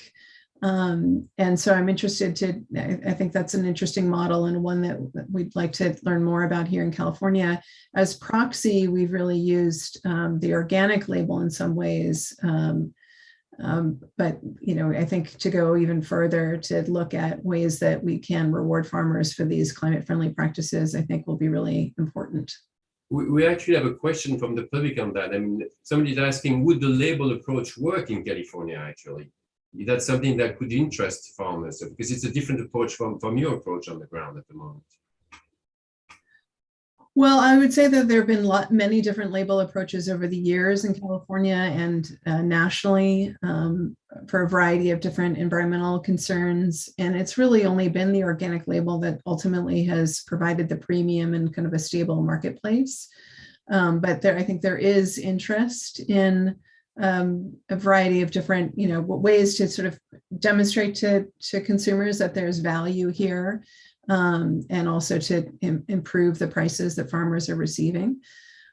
So I think there are opportunities, but anything like that is a big consumer effort, and so you have to have the resources to really make it viable, because you don't want to sign farmers up for a certification process that ultimately doesn't lead to them getting a premium. Okay, thank you. Michael, maybe you also some comments as well in terms of what you've learned from the French side. Sure. If I can just add to Jeannie's comments there, I think many of the pioneers of the organic certification program were California farmers, and many of them feel like the project of certification has actually kind of watered down or diluted the effectiveness of the label.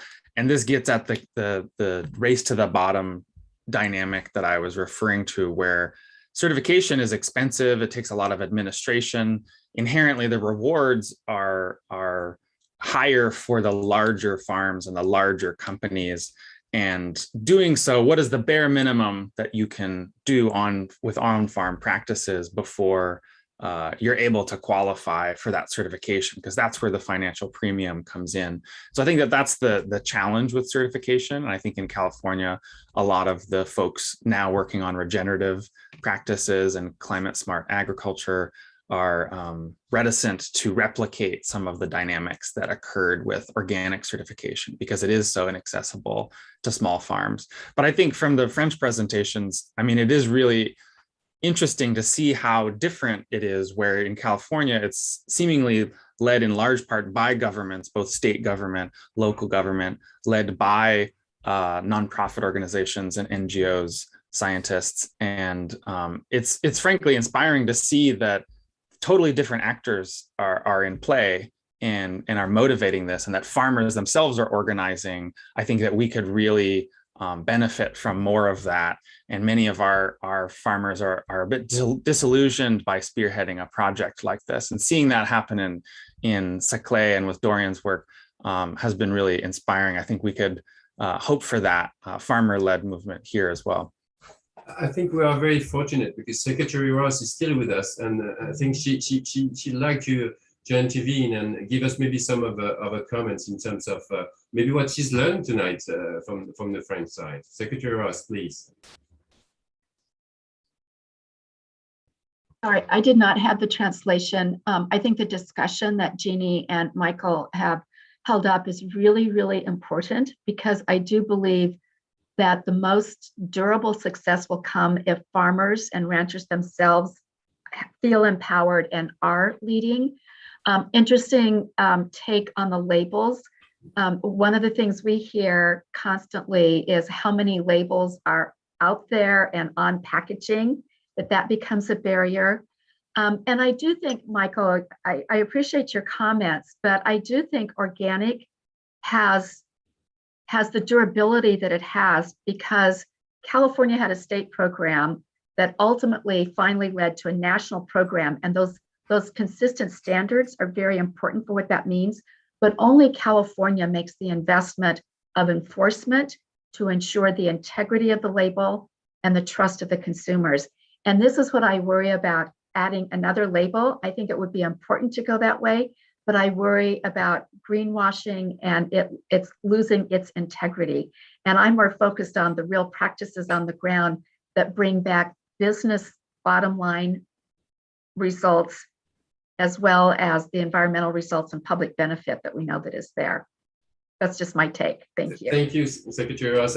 If I may ask a question, so we've seen a lot of concerns. Some concerns shared from the French side and on the American side as well from the public, asking, but is this enough? I mean, are we doing enough?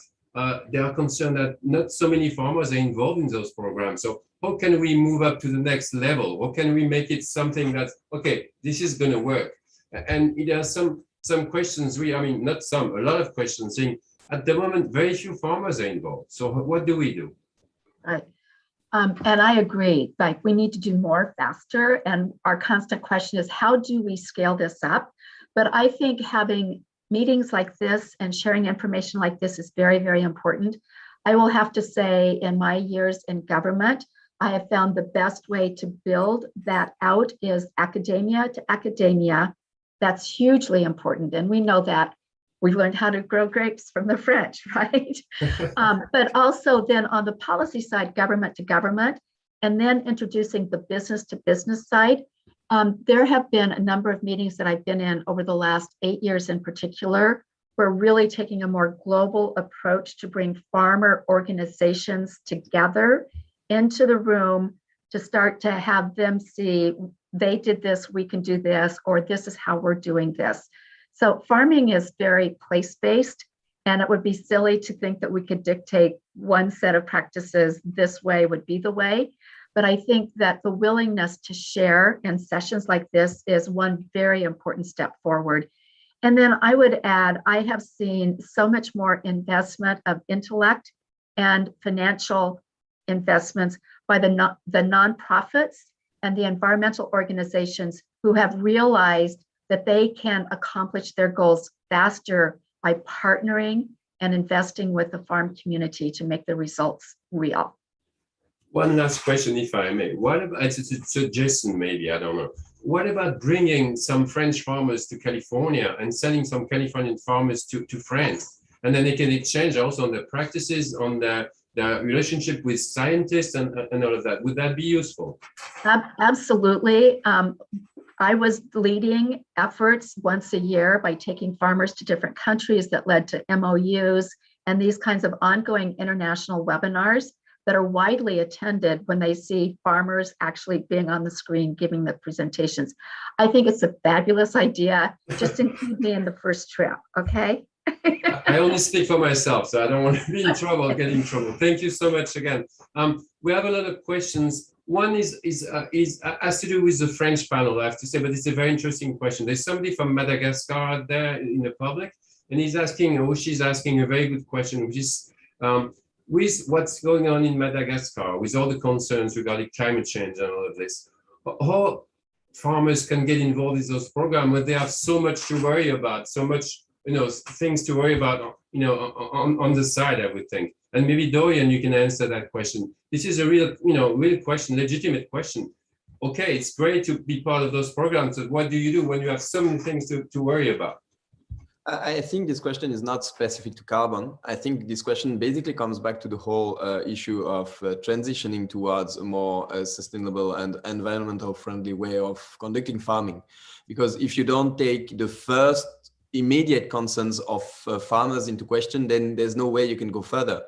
And I think that comes back to what Michael was saying before, that you need this link, this relationship where farmers feel that they're wanted where they are, and that they have support on the whole of their work, so that they're ready to take the extra step and take this additional burden, because they feel that on the whole of what they're doing, they're supported and that their lives are made possible.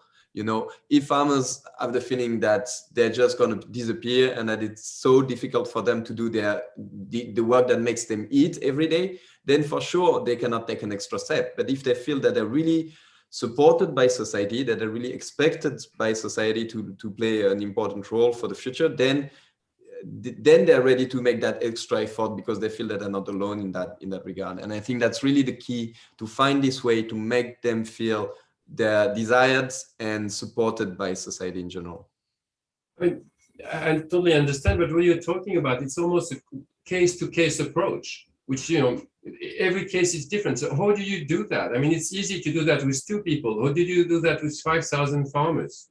I don't have the answer for 5,000 farmers. What I can say is what we do at the Paris-Saclay level, where we work with about 20 farmers, but we work with 20 towns, also 20 cities, is that we've been working with farmers to identify where they were feeling at risk.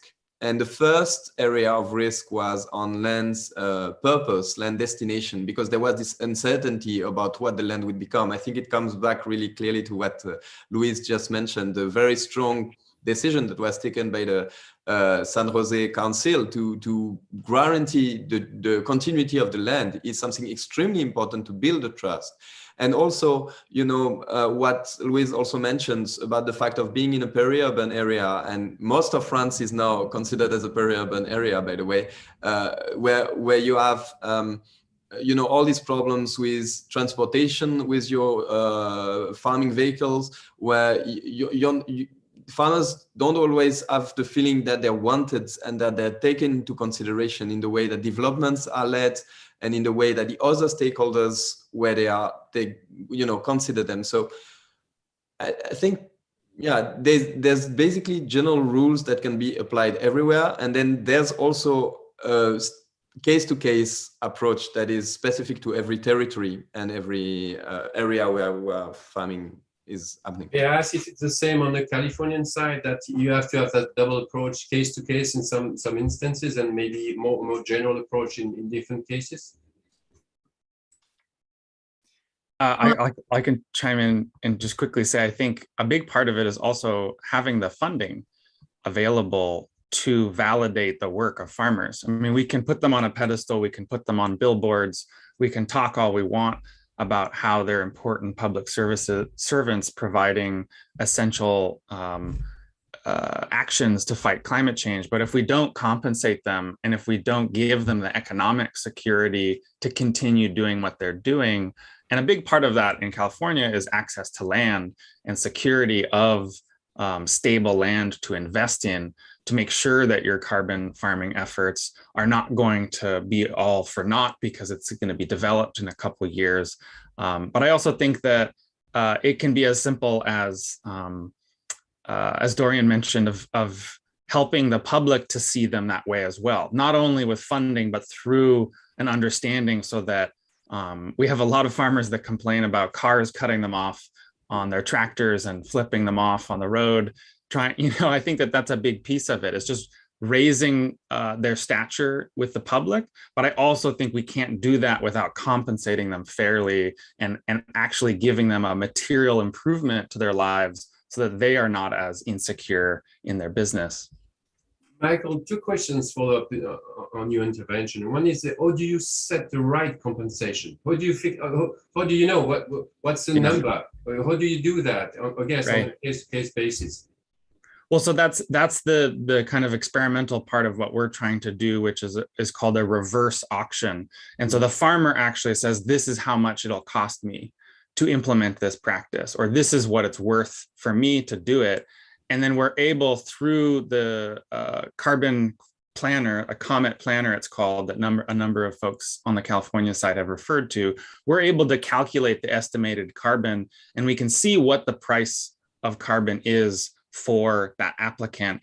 And then we, through that bidding process, through this reverse auction, we're able to fund the participants who are giving us the best cost ratio, essentially. And then we have separate categories that ensure that the small farmers aren't competing with the very largest farmers, because the very largest farmers are likely going to have a lower bid per metric ton of carbon. So I think that this gets back to trusting farmers and empowering farmers. You understand your how much you pay your laborers, you understand your equipment costs, you understand the nuances of your operation. Let's allow them to help us set the price, because otherwise, if we set one price, a lot of people, it's going to be more than enough money, and a lot of people, it's going to be too little funding. And there was another question following your first presentation. Somebody asked, but if there is no obligation to basically, achieve those goals, basically farmers can get the money and, do whatever they want, then what's the point of all of this? Yeah, so I think that it's important to emphasize that implementation, ensuring that implementation occurs, that the money isn't being pocketed and folks are walking away without doing the implementation, to make sure that there's oversight and if we're planting perennial hedgerows, to ensure that woody biomass stays there and actually is sequestering the carbon over the years that it's intended to. But the real lesson is to look at some of the other programs that we have, and that's where I pointed to using the example of electric car rebates or insulated windows. Will help to finance someone replacing light bulbs or insulated windows, but we don't then go check on them to make sure that they're not cranking up the heat and leaving their insulated windows open. We trust that on the whole, with mass adoption, that these insulated windows and that the practice of switching light bulbs will have a positive effect. And we don't need to intervene on every individual case to make sure that that particular person is doing what they said they would do. And maybe if I can ask the same question to the French and maybe Julien Vieux, in terms of implementation, how do we make sure that actually those programs are implemented in the end?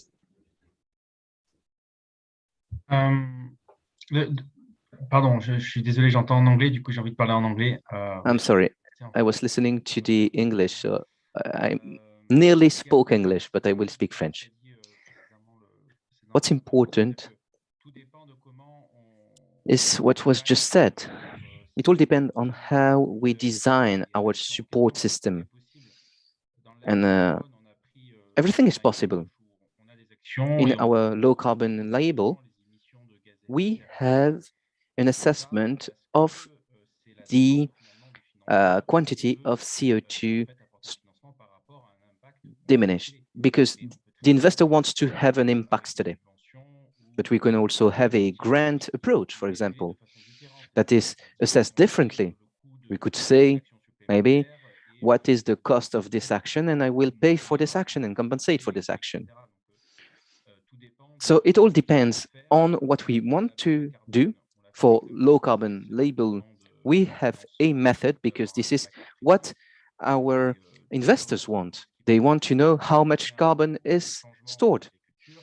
But we can do many things for different actions on climate, and we can have, for example, a study on how much it will cost for the farmer to implement this or this action. And then we will compensate with grants these costs. And we always take into account the transactions fees. And this is important because sometimes they will benefit from changing their practices, but there is a cost linked to the risk they are taking, the changes they are implementing. And so we have to compensate this also. So it all depends on what you want to do, actually. So for the low carbon label, we are measuring, but this is based on the actions that have been implemented. So it all depends on what you want, actually. Last questions. I mean, it's been more than 2 hours, and it's a great time spending together. I think Paul Lidley from Université Paris-Saclay wants to chip in as well, and Paul has been with us as well from the beginning. So welcome, Paul. Thank you. So Paul Lidley from the University of Paris-Saclay. So, well, I think it's really important to emphasize the need to help farmers make this transition. I think it's also really important to emphasize that in a number of the presentations that we've seen here, actually restoring carbon in soils usually means much healthier soils. And so that means that they store water better, they provide a lot of benefits. They actually recycle their own nutrients, so you have to put less fertilizer on them. And so while there's a short-term cost to making this transition, there are huge benefits most times in the long term, even to the farmers themselves, of having hard carbon soils. And so that's a part answer to the question from Madagascar. High carbon soils isn't just a cost in the long term, and it's not even the really long term, a couple of years, you actually get a lot of benefits from having high carbon soils in many cases. And what it takes is having somebody able to demonstrate that locally. I did it. Look what happened. It was great. Took me 3 years. I've got more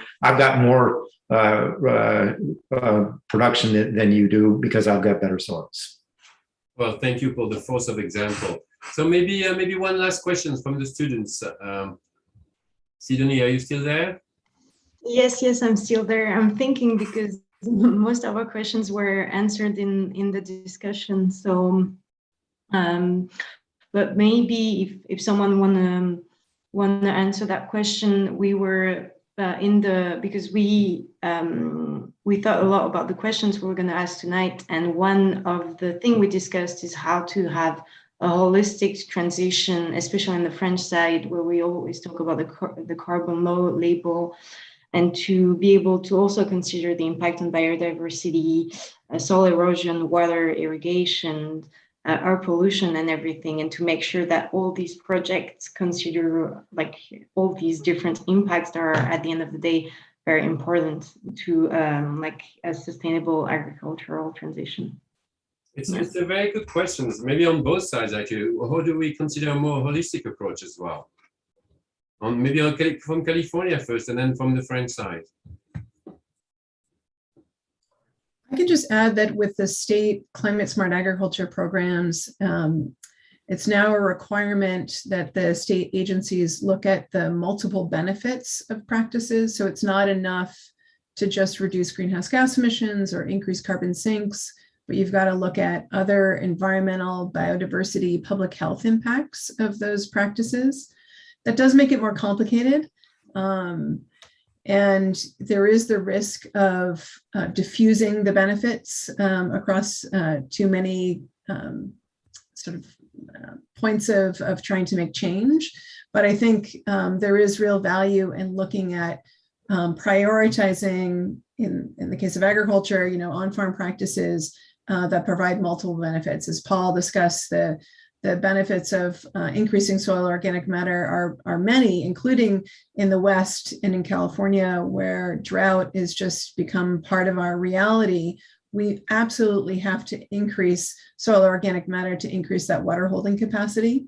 But also we have to look at practices that help improve air and water quality for impacted communities. So there is a move towards those kind of multi-benefit diverse practices. It's tricky, to quantify all of that. But that's where we're headed in terms of the state programs. And I think there are real benefits to that. Thank you so much. And maybe from the French side as well, how do we consider that more holistic approach where we try to consider everything?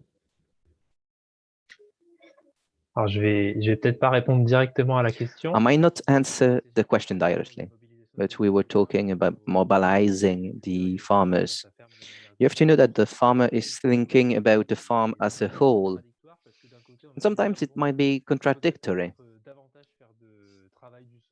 For example, you can tell him you have to work more on your soil, but this will involve using more fuel. So this is not very coherent to the farmer. And then the farmer has to think about all these projects at the same time, and it's not easy. So with the label, we are trying to talk about the COP benefits, because you cannot only think about carbon. You have to think about the entire package. Sometimes there are contradictory ideas, contradictory instruments, and you cannot use your project because another one is competing. So it takes time. It takes time to find an approach. I think the farmers are mobilized. We know about the climate urgency, but sometimes we might be too slow.